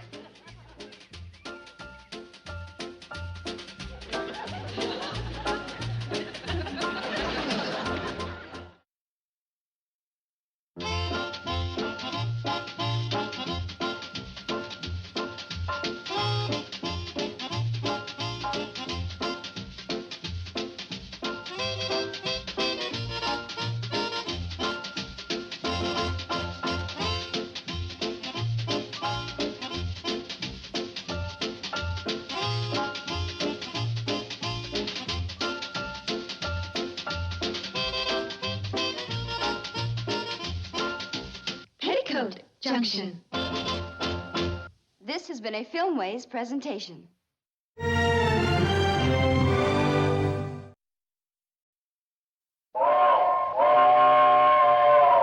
Come ride the little train that is rolling down the tracks to the junction. Forget about your cares, it is time to relax at the junction. Lots of curves, you bet, and even more when you get to the junction. Peoticoat Junction. There's a little hotel called the Shady Rest at the junction. Peoticoat Junction. It is run by Kate. Come and be her guest at the junction. Peoticoat Junction. And that's Uncle Joe. He's a moving kind of slow at the junction. Peoticoat Junction.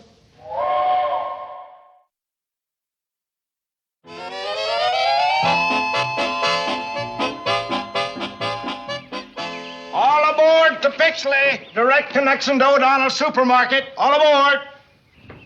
Get that darn train out of here and take that sign down. Hey, let go of that. That's railroad property. Now, look at what you done. You want to buy some mending tape? We'll buy it over at O'Donnell's. He ain't a mean old sign grabber. Oh, everybody's going over to O'Donnell's. I ain't seen a customer since they opened. Better get aboard, everybody. Oh, Mrs. Brown, I got a special on bacon today, 45 cents a pound. Miss Higbee, I got a big special on bacon, 35 cents a pound. Could I interest you in a pound of bacon, 15 cents? 10 cents? 5 cents? Free bacon. Free bacon. I'll take a couple of pounds of that free bacon. Get out of here, you backstabber. Go on up to O'Donnell's. I don't need your business. You're all a bunch of no good...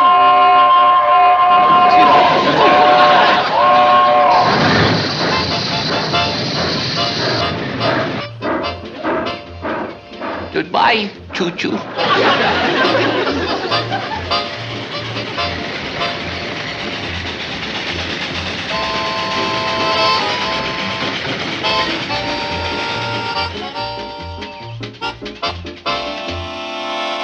I thought you were Mr. Drucker's friends. We are.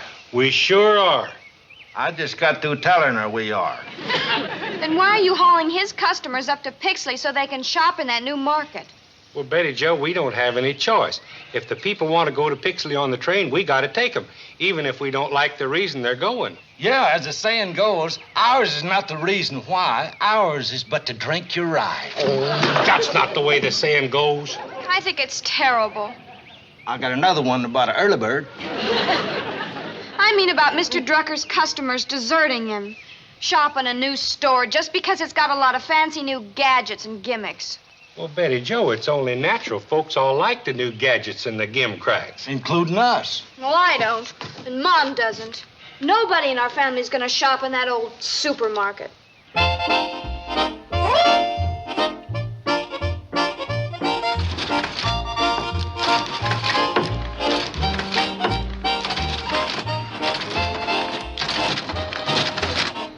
That'll be $14.22. Out of 15.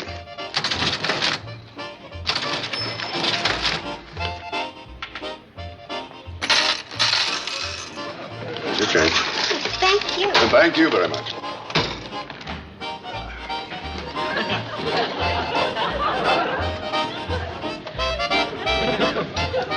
Is there something wrong? Bet it's pretty crowded down there where that fellow's making change. Now, the cash register does that automatically. Well, it beats Sam Drucker's old-fashioned method of shortchanging the customer. You know Sam Drucker? No, not personally, but a lot of his customers have been doing their shopping here recently. Well, it don't surprise me none. If he'd listened to my progress-defying ideas, I could have made him the same unbelievable success I made of the Shady Rest. Shady Rest? Don't tell me you ain't never heard of it. No, I haven't been here very long, just since I opened the store. Well, the Shady Rest, one of the last of the great ultra-modern resort-type hotels, which caters to a luxury-loving clientele. I'm Joe Carson, the manager, chief purchasing agent. Well, I'm certainly glad to know you, Mr. Carson. Yeah, for years we've been throwing all of our business to Sam to try to keep him from going busted. But he just ain't got the equipment to handle the daily big orders of an operation like the Shady Rest. Sam's interested in the small change, not the big picture. How much do you get for these? All those are 5 cents apiece. You know how much business I throw Sam Drucker every year? Oh, I have no idea. Yet would you believe when I go in his store and pick up one of these for the purpose of testing its quality for the Waldorf-type cooking we have to offer, he charges me for it. That's very short-sighted. Yeah, it's little things like that that make me think of relocating the hotel's source of supply. You don't happen to know any reliable outfit around here that can handle our volume of business, do you? Oh, well, I'm sure that our store could handle it for you. Well, I never thought of that. Of course, it ain't quite as big as I'd like. Well, I'm sure we can take care of all your needs, Mr. Carson. Oh, well, maybe we'll give you a try. Oh, well, yes, sir. I'll be glad to take care of your order personally. Mr. O'Donnell? Just one moment, please. Please, I'm in a big... Mrs. Williams, please, just a moment. All right, sir. Go ahead. Can of coffee. 1 can coffee. What else? That's all. That's all? And don't forget my stamp. Mr. Carson, I'm sure that handling a big order like this would make me very nervous. I would prefer it if you went back and got your coffee yourself. But, it's very easy to find. It's right in aisle C. It's right down there at the back of the store. Now, you go down aisle B, past the fruit salad, the succotash, the dog food. You turn right at the hot water bottles. Then you turn left at the movie magazines. Go right down aisle C, past the beach balls, and the coffee is right there on the bottom shelf. You ain't creating no goodwill. Well, I am not trying to. Oh, this banana, that goes on your bill, too. Now, Mrs. Williams, I'm awfully sorry. Where's Mrs. Williams?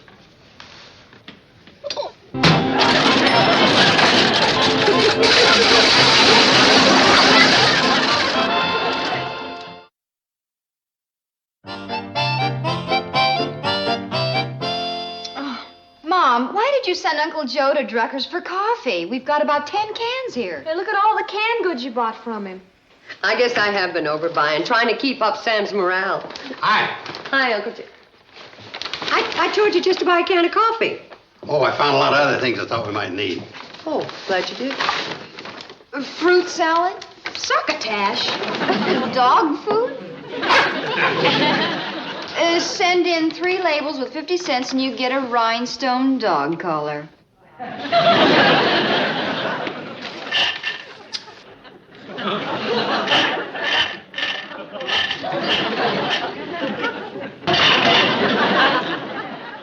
You know, there's been some change missing from my dresser. Hey, Hey, what'd you buy a hot water bottle for, Uncle Joe? Oh, I had a slow leak in my old one. What is that? Beach ball.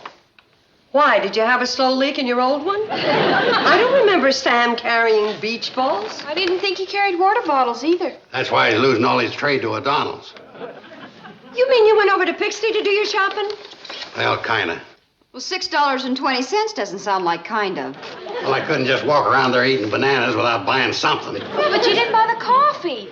When we bought all that coffee from Sam, I figured we didn't need any more. But we need a beach ball. Why did you go over there shopping in the first place? To do a little research to help Sam's backward merchandising. Kate, he ain't going to get back any of them unsatisfied customers until he makes a few changes. Like what? Like putting in electric eyeballs. Electric eyeballs? Yeah. O'Donnell put them on his front door, and when you make contact with them, they open the door for you. Sam always opens the door for me himself. Just because he's too chintzy to get a set of electric eyeballs. He ain't got one of them automatic change-giving cash registers either. No, he hasn't. Then what's the point of shopping with him? He gives us credit. Hey, just because Sam lets you run up a bill for 2 or 3 years, is that any reason why you should trade there? Can you think of a better one? Uncle Joe, I want you to take all this stuff back.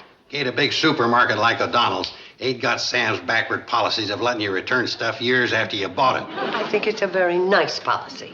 What do women know about shopping? I know this much. I've been shopping with Sam for years, and I like doing business with him. Kate, you ain't helping him with that kind of an attitude. If he'd listened to a couple of his real friends like me, I'd have showed him how to turn a country store into a chain of automatic door-opening supermarkets. Uncle Joe, hasn't Mr. Drucker got enough trouble? Don't worry about Sam. He's had rough competition before, and he's never panicked. O'Donnell will crack before he will. No, I ain't got any. No, I ain't gonna order any. Because I don't feel like ordering them, that's why. If you want them, buy them up in Pixley and O'Donnell's. What customers calling up asking for things you haven't got.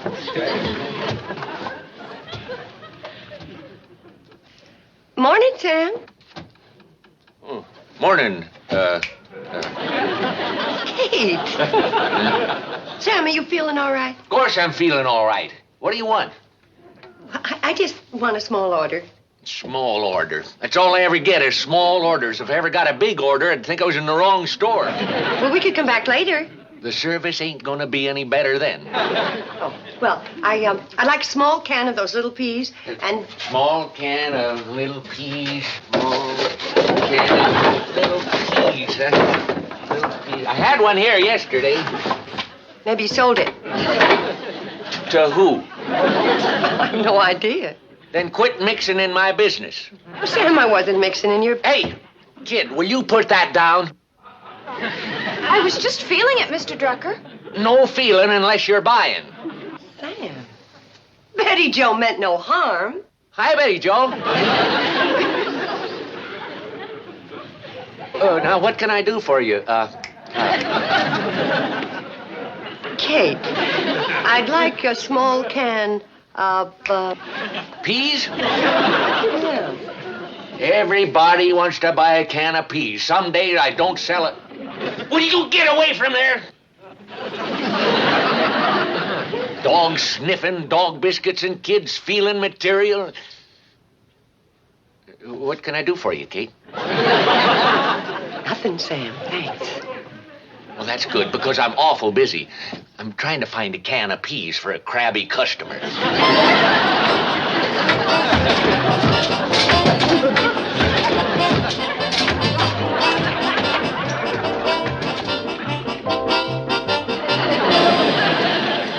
Well, I don't think it's anything physical, Doc. It's just that Sam's been acting kind of nervous lately. Nervous? Snappy and edgy. Well, he doesn't have any medical history of snappy and edgy. He snapped at Betty Jo today.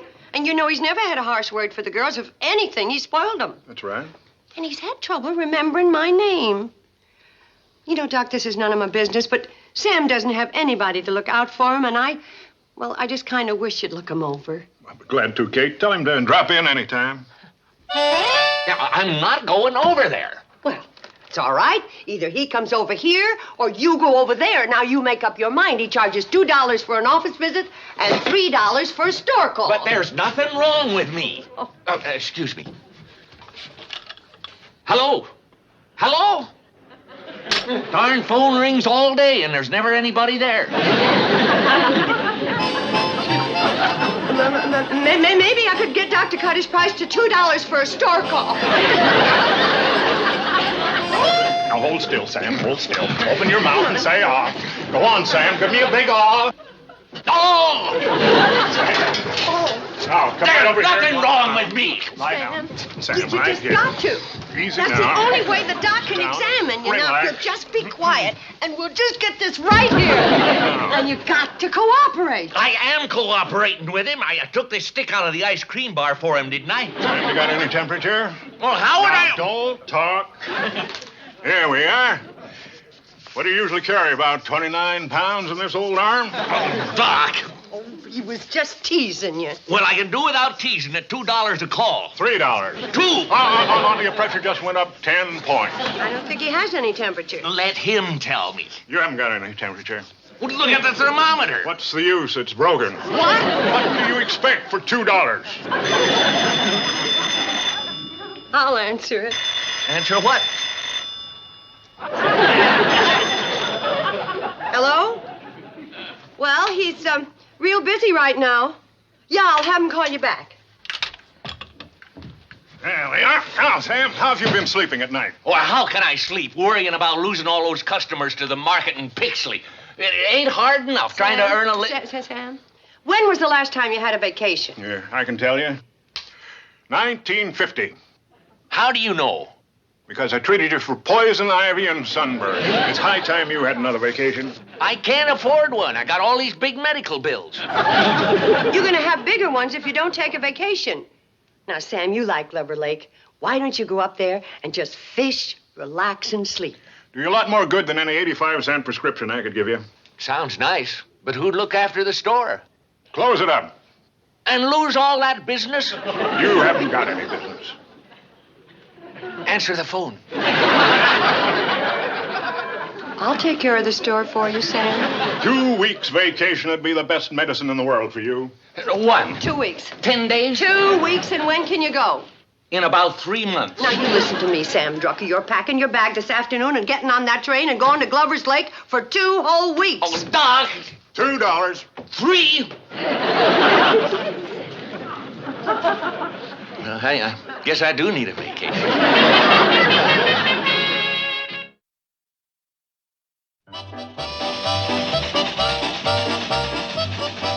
I thought we'd never get him off. He was a nervous wreck. Well, he sure is. Good morning, Mrs. Bradley. And how are your 2 little girls? Like some jelly beans? Help yourself. Just a second. You running the store? Yes, ma'am. Then run in the back, get a broom, and start sweeping. Is this for selling or for dusting? We'll use it for dusting, and if somebody wants to buy it, we'll sell it. Huh?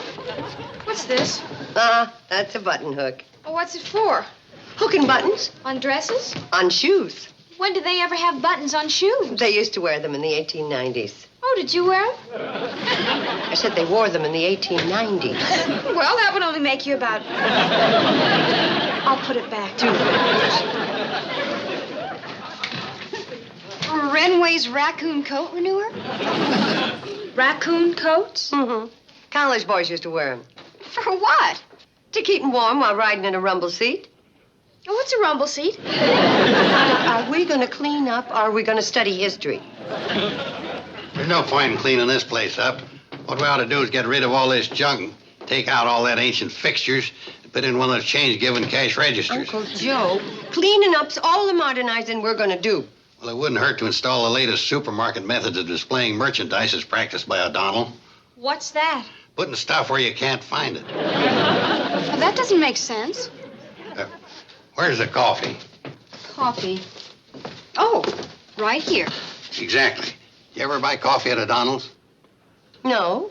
Well, it ain't out in the open killing business like that. Where is it? It's in the back of the store. Well, then how do you find it? Well, it's easy once O'Donnell gives you the directions. You go down aisle B past the canned fruit salad, succotash, and dog food. Then you turn right at the hot water bottles. Turn left at the movie magazines. You'll find the coffee at the end of the aisle on the bottom shelf. No, what wonder you came home with all that stuff. I was just testing out his merchandising methods to see if they'd work on me. Wouldn't be a bad idea to put this store in some kind of order. It'd sure help out Mr. Drucker.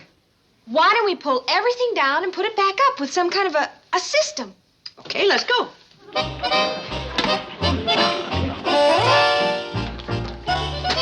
Mom, where shall I put these? I'll take them, dear. Did we put everything back? Everything except the confusion. Boy, look at all the room there is. Yeah. Put these up there, will you, dear? We're going to need a couple of cases of stuff to fill in the spaces. Hey, our first customer. I needed a customer. It's Newt Kiley. Welcome. Hi, Newt. Where's the coffee? Right down the aisle there, past the button hooks, past Renway's raccoon coat renewer. You turn right at the horse collar, and you'll find it at the end of the aisle on the bottom shelf. Thanks. Billy Joe, you better get a big box for his order. Okay. Bobby Joe, you better get a big box. Kate, will you put this coffee on my bill? Wait a minute. Is that all you're going to buy? That's all I come in for. Yeah, I know, but on the way you were supposed to pick up a couple of button hooks, a bottle of Renway's raccoon coat renewer, and a horse collar.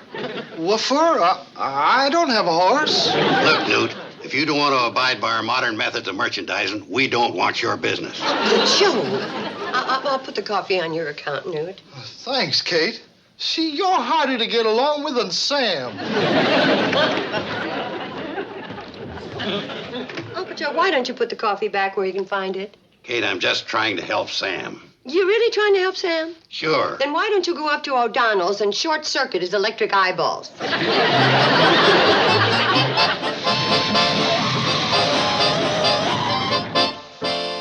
And I went fishing yesterday and got a lot of bites, mostly mosquitoes. Ha ha.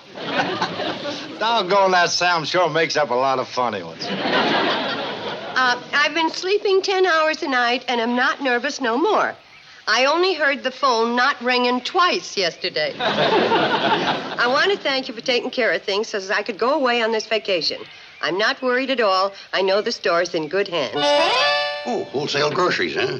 Mr. Drucker's been dealing with our firm for many years. Oh, I'm managing the store while he's away. Your shelves are kind of bare.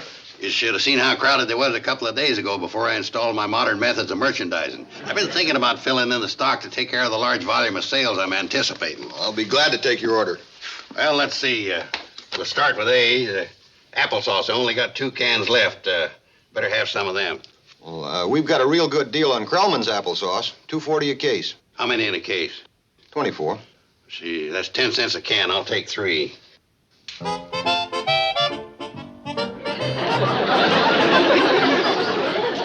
And what else? Beans. Give me 6 of them. Sir.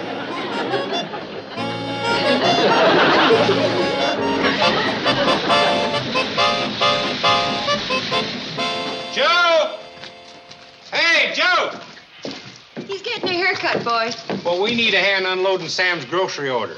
Well, Sam didn't tell me he ordered any groceries. Oh, I reckon he just forgot. He was getting away in such a hurry. Well, Kate, we'll unload it ourselves. Thanks. I guess we'd better get stuff off the roof first. Roof? Yeah, there wasn't no more room on the coach.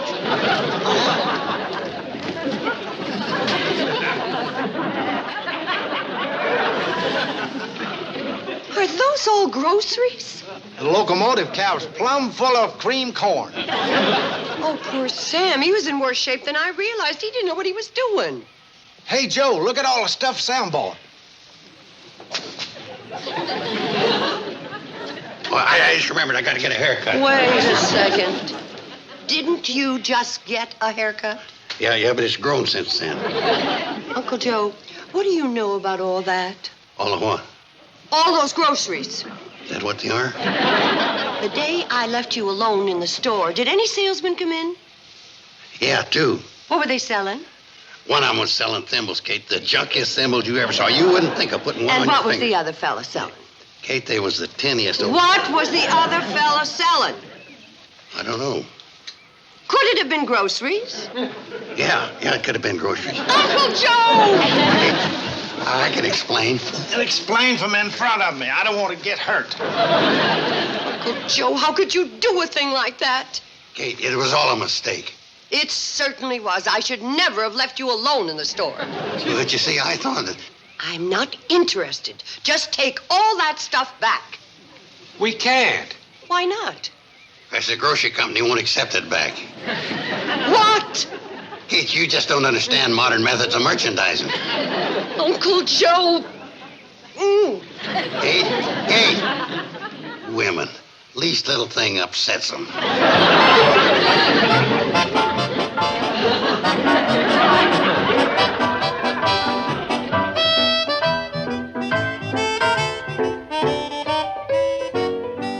I thought you was going to stay another week, Mr. Drucker. Oh, there's no need to. I feel better than I've felt in years. Well, I hope you'll come back real soon. Well, I plan to, now that I got somebody reliable to look after my store.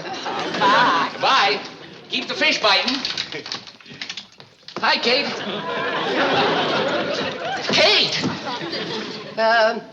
How are you, Sam. Sam, what are you doing here? What am I doing here? Kate, what's wrong? Nothing. You're going to sell all that stuff. What stuff? Answer the phone. Kate, is something wrong with the store? What makes you think something's wrong with the store? Sam. Kate, what's wrong? Nothing's wrong. With modern merchandising methods, you'll be able to sell those 2,000 cases of groceries in no time. What 2,000 cases? The ones Uncle Joe bought. Joe? Yeah. Answer the phone. Only rang twice. 3 times. Twice. There it goes again. Kate. Oh, yes, you came in for a small can of peas. Yeah. And a bottle of Renway's Raccoon Coat Renewer and 2 button hooks. If you're not going to answer that phone, I am.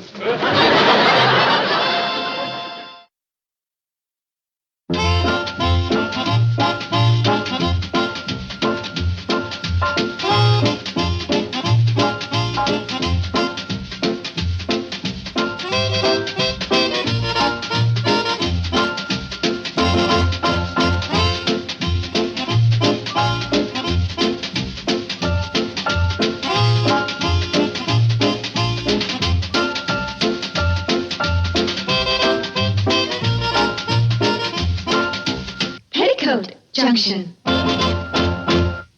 This has been a Filmways presentation.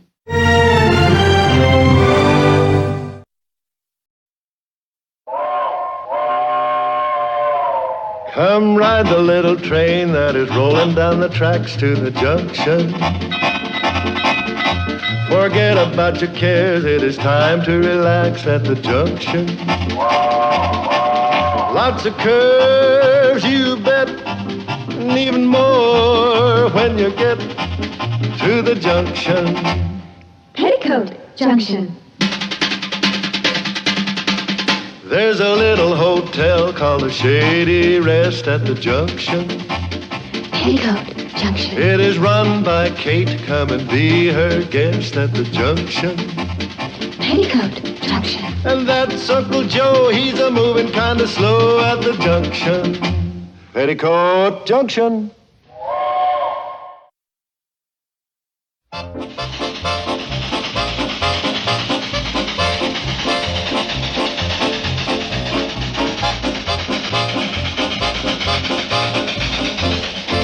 Government plans glass roof tower.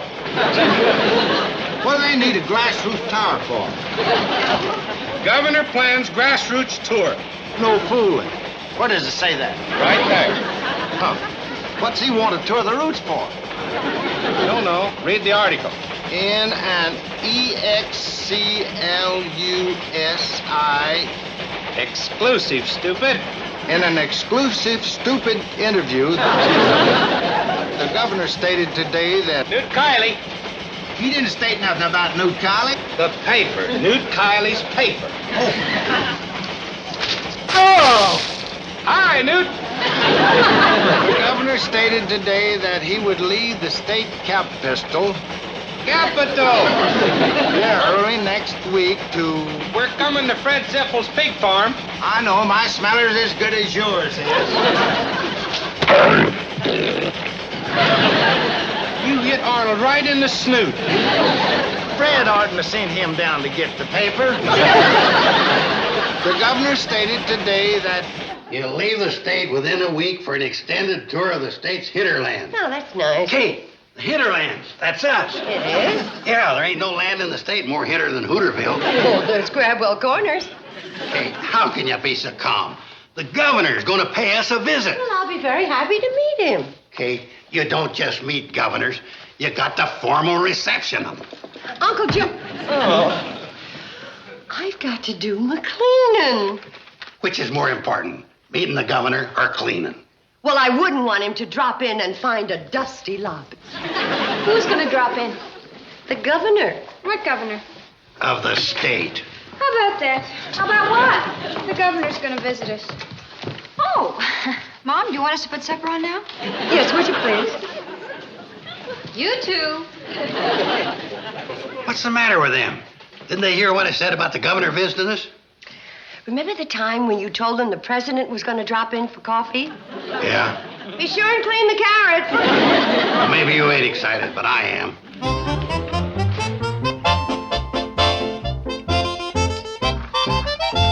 You'll move, Grandpappy. Hey? You gotta jump Fred's king. What? Jump Fred's king. No, I don't want to hear Fred sing. Oh, I wasn't going to sing. Hey, fellas, you seen the paper? Shh. Well, look, this is important. So's this. It's a 10-cent game. The governor's coming. What? The governor's coming. I ain't humming. Fred's singing.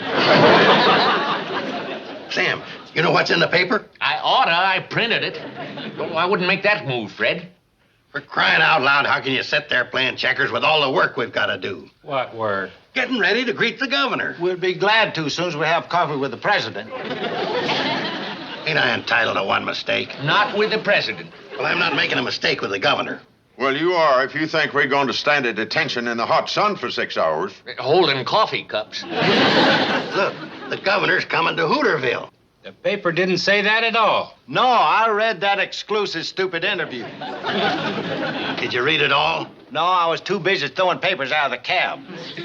Well, now, that reminds me. Watch where you throw them, because Arnold's snoot's all swole up. Hey? I say, Arnold's snoot's swole. Arnold Snootsful? Who's he? Oh, it's your move. Oh, for crying out loud. Oh, now what'd you do that So you'll pay some attention to your civic pride.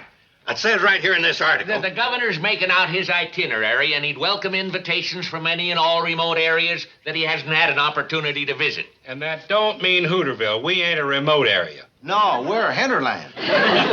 Don't you want to improve ourselves? All we want is to play checkers without being bothered by some windbag. Now, you put them checkers back like they was. Fred. Either that or your snoot's going to be more swole than Arnold. Who's this Arnold Snootsful? You fellers want the governor to visit us, or don't you? We don't. Is that your last word? No. Our last word is get out. Okay. Had a king here, and Fred had 2 men over here, right? Read back what I've dictated to you, Billy Joe. Your Excellency, the governorship. Are you sure that's the way you address the governor? That's the way I address the president, except for the governorship. All right. Dear Excellency, 77 years ago, your father paid us a visit. And since then, we haven't seen much of your family. And we behoove upon you to... Oh, I think we ought to change that. We behoove upon your excellency. Ooh, that's much better. What excellency are you behooving on? The governor's. Uncle Joe is sending him an invitation from the Hooterville Chamber of Commerce to pay us a visit. Oh, did the chamber meet and vote to send him a letter? Well, they didn't exactly vote to send it. Oh? Of course, they didn't vote not to. Well, what did they do? Well, mostly we just sat around and watched Grandpappy Miller and Fred play checkers. Oh, so you're taking it upon yourself to send the letter? Well, Kate, somebody has to help put Hooterville on the map. Forget the letter. Hold it. Kate, as a citizen and a taxpayer, As a citizen, yes. I have a right to invite the governor to visit my hinterland. If the people of Hooterville are too backward to realize the benefit that'll occur from such a visit, it ain't my fault if they find out. Did you say benefits? What benefits? Kate, you remember the thousands of people that flocked into town when they thought the president was going to stop by for a coffee break? Remember them? I can still see them chasing you down Main Street with a bucket of tar and a basket of feathers. Hey, what's ancient is history. Main facts are. And when the news gets around that the governor is here, the people are going to flock into town in a buying mood. Eating ice cream, swilling soda pop, waving pennants, chomping peanuts. Pennants, aha!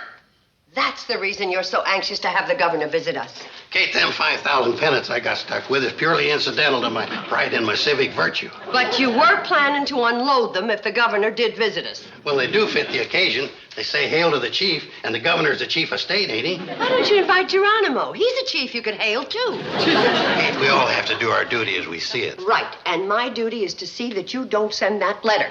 Kate. That's my last word. And you've got to admit, it's a lot politer than what Sam must have said.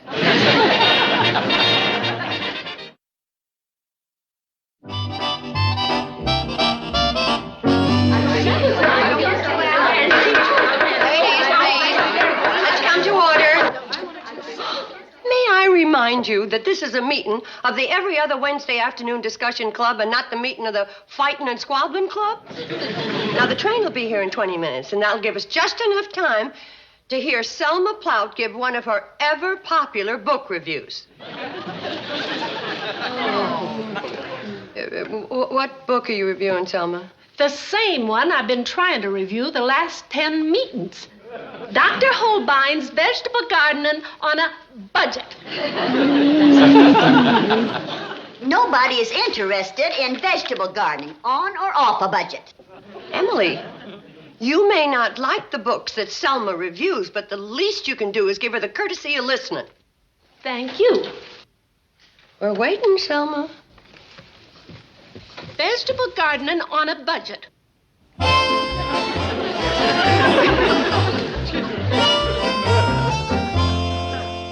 Selma started her book review yet? They look thirsty? Well, I guess this is a critical moment. Now remember what you're supposed to do. And don't forget.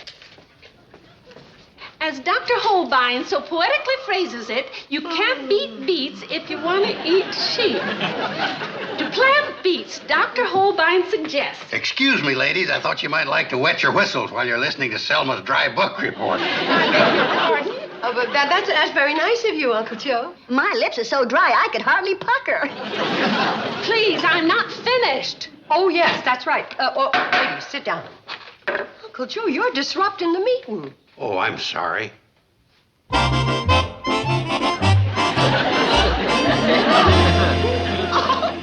Isn't that cute? Now, what's that stupid animal doing, waving a pennant with hail to the chief on it? Yes, what is he doing? He must be getting ready to greet our chief executive of the state, otherwise known as the governor.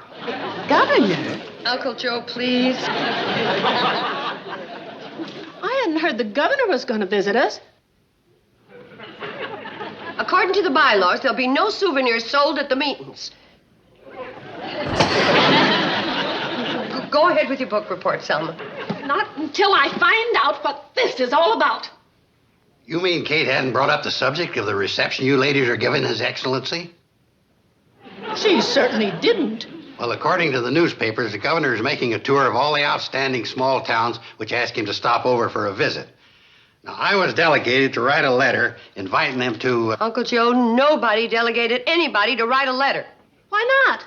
Because certain backward elements which shall remain Sam Drucker ain't interested in having him visit us. Sam Drucker isn't running our town. I make a motion we authorize Mr. Carson to write the letter to officially invite the governor to visit Hooterville. All in favor, raise their hand.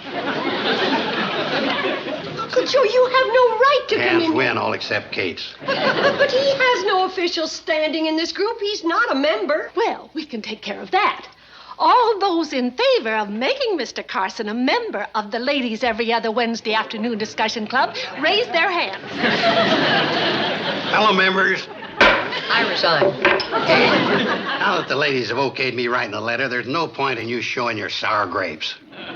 Later, when you're packing your suitcase, I'll show you bunches of them. You're going to need me more than ever to handle the arrangements for the governor spending the night here. What was that? The last paragraph of this letter extends a cordial free invitation for him to be the guest of the management of the Shady Rest. Aha! Now this whole thing is becoming clear to me, Kate Bradley. Your reluctance to mention the governor's visit. Tricking us into putting Uncle Joe up for membership. Tricking you? Just so's we'd authorize him to write a letter inviting the governor to stay here at the Shady Rest. Some I didn't realize you were going to make him a member. Although I can't imagine why he'd want to stay here at this creaky old dust catcher. Just a minute. Just where do you suggest he stay? Why, at my place, of course. Why, at your place, of course. Second Mortgage Manor. Come on. Me and you's got to air out a few thousand pennants. Girls, the train's coming. Let it wait. I've got a few more insults left. And then he came in waving one of those moth-eaten pennants that Uncle Joe's stuck with. Hanging your head won't do any good. When Uncle Joe leaves, you go with him.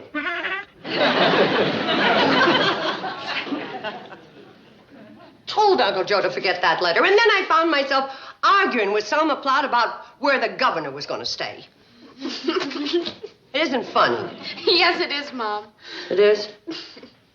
Yeah, I guess it is. Yeah, that old rascal, he outmaneuvered me.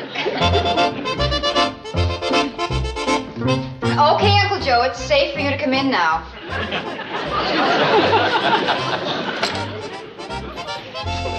Hi, Kate. Uncle Joe. Oh, Mom, now don't you be a sore loser. Oh, what's the use?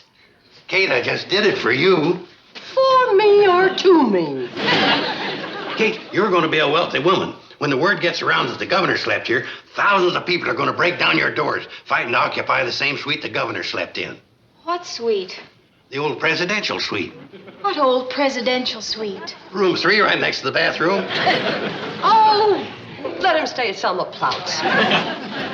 Kate, don't you realize it'll take only one night out of the governor to put the Shady Rest on the map? Who ever heard of the White House till George Washington slept there? We can raise the rates, $4 a night, including an authentic Hail to the Chief pennant.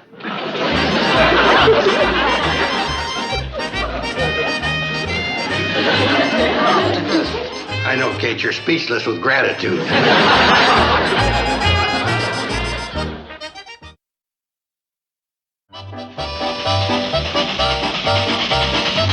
Governor arrives today. Oh! See you at the Shady Rest, Newt. Recession skedoodled at the Shady Rest. Reception scheduled at the Shady Rest. Yeah, how about that? Remember when Fred punches me in the snoot for hitting Arnold in the snoot, you did it.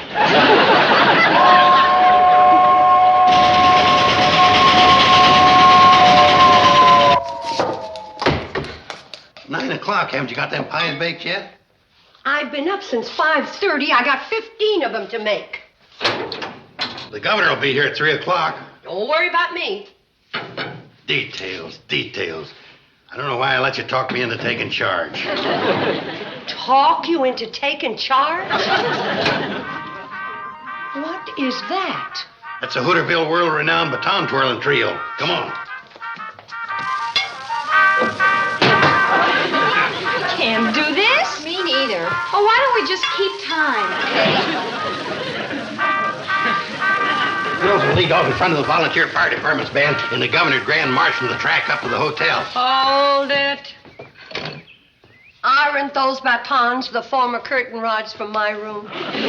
Kate, I couldn't take them out of the governor's suite. Put them back. Oh. Kate, you gotta make a few patriotic sacrifices. That's politics. Politics? Yeah, who knows? Someday maybe you'll want a favor from the governor. With what's going through my mind right now, the only favor I want from him is a pardon. I don't know how we let Joe euchre us into this. Where's the reviewing stand? That's it. Well, put it together. We don't know how. The way you did when the president didn't show up. What do we need a reviewing stand for, anyway? To review the parade. Well, how are we going to do that? We are the parade. Sometimes I'm sorry I wrote that letter to the governor. Who asked you to? My ladies' club. Look, if you want to do something... Which we don't. Get rid of that lumber and take that bunting and decorate the train with it. The bunting that was supposed to go on the reviewing stand. Ain't enough to cover a whole train. Well, put it on one side. Which side? The side he gets off on. Details. Ain't you done yet? We've been waiting for you for rehearsal. You got to learn what to do when the governor gets off the train. I know what to do. I'll shake hands with him. Oh, you're going to be a flower girl and hand him a bouquet of flowers. I don't have to rehearse that. Oh, yes, you do. You got to know the exact split second when to hand him the bouquet. Okay. Now, that's where you'll be when the train pulls in with the governor. The flowers are wilting. Kate, now Charlie and Floyd will bring the train to a stop so that the steps are about here. And upon a signal from me, the band will start playing the governor's favorite selection. There'll be a hot time in the old town tonight. Well, now, when the band starts playing, the drum majorettes will start twirling. Joe, I just thought of something. How are we going to be playing in the band when we're supposed to be bringing the governor in on the train? That's an interesting question. How can they? I'll figure that out later. Now, when I raise my hand, I want the music to stop. Which hand? What difference does it make? Well, I don't want to stop on the wrong hand. You ain't going to be playing anyway. Oh, did you figure it out, Uncle Joe? Okay. Now, when the band starts playing, I want all of you people to start waving your hail to the chief pennants. I was wondering when you were going to get around to them. What pennants? Yeah, nobody's got pennants. Here you are. Get your hail to the chief pennants. Genuine hail to the chief pennants, only 50 cents. You can't greet the governor without an official pennant. Hold it. Ain't those the same pennants that you were stuck with from your last fiasco? Oh, yes, aren't they, Uncle Joe? Look. I think I ought to put these flowers in water. Look, you don't have to buy pennants if you don't want to. We don't want it. Besides, you only got a dime for them for the president. How come they're half a buck for the governor? Lucky His Excellency isn't here to hear your disrespect. Okay, now let's get on with the rehearsal. Train's in. Band, start playing.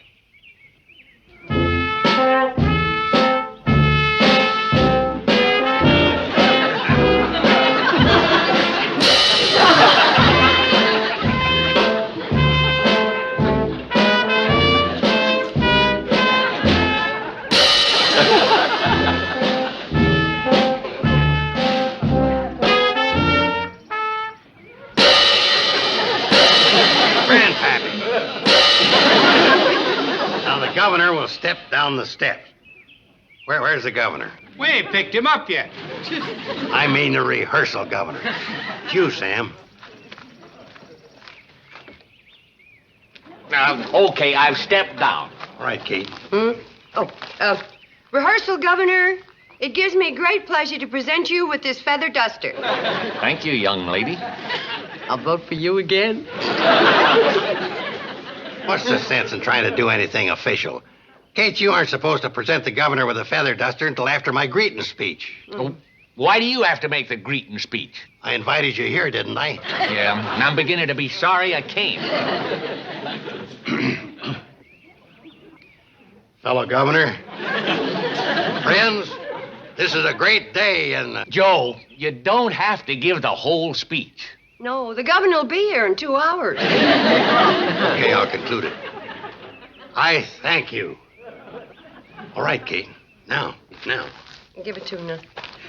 On behalf of the people of Hooterville, I present you with this bouquet of flowers. Thank you, Mrs. Brad.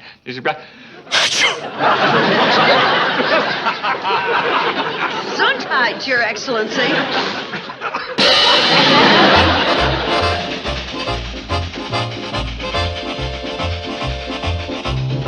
Come on. They're on their way. They just whistled for Fred Ziffles. Well, how do we look, Mom? What are you wearing those outfits for? Well, we're the solution to Uncle Joe's problem. I'm going to do the twirling for the trio. But you girls don't play those instruments. That's all taken care of, Kate. Now, everybody in their places for the governor. Now, one final word. This is your last chance to buy a Hail to the Chief pennant to wave at the governor for 25 cents. Anybody want to buy a pennant? Don't give up, Uncle Joe. Maybe the governor will adopt them as the official flag of the state. He's coming. He's coming. Don't nobody panic. Don't. Where's your duster? Where's your duster? I panicked and brought the flowers instead. Okay. All right, band. Start playing.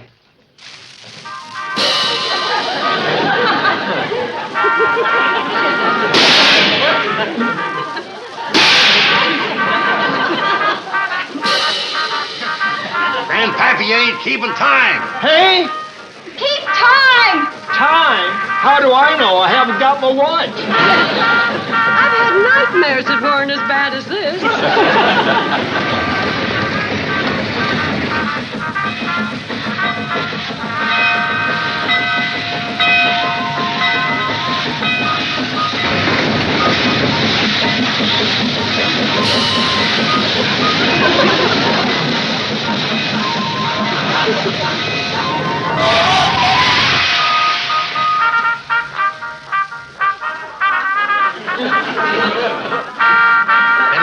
Stop the record.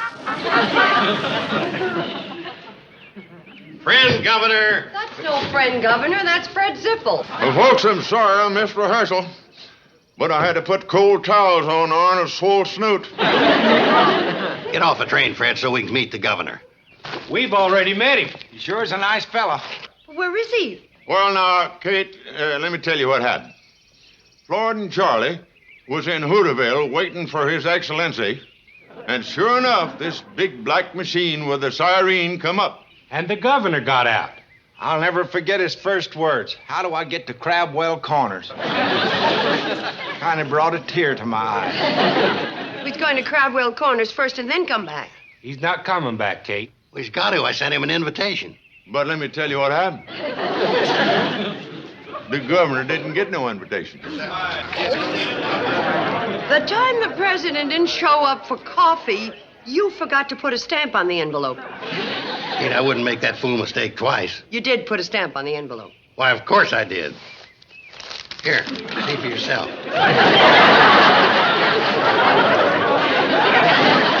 There's no need for mob violence.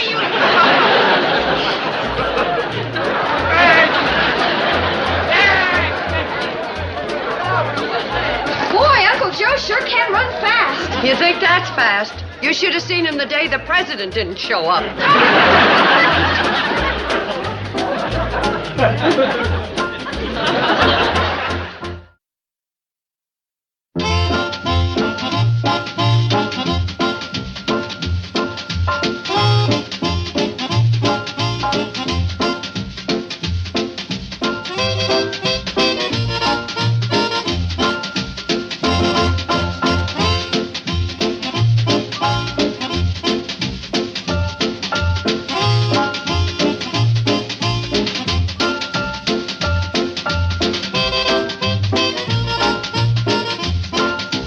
Peoticoat Junction.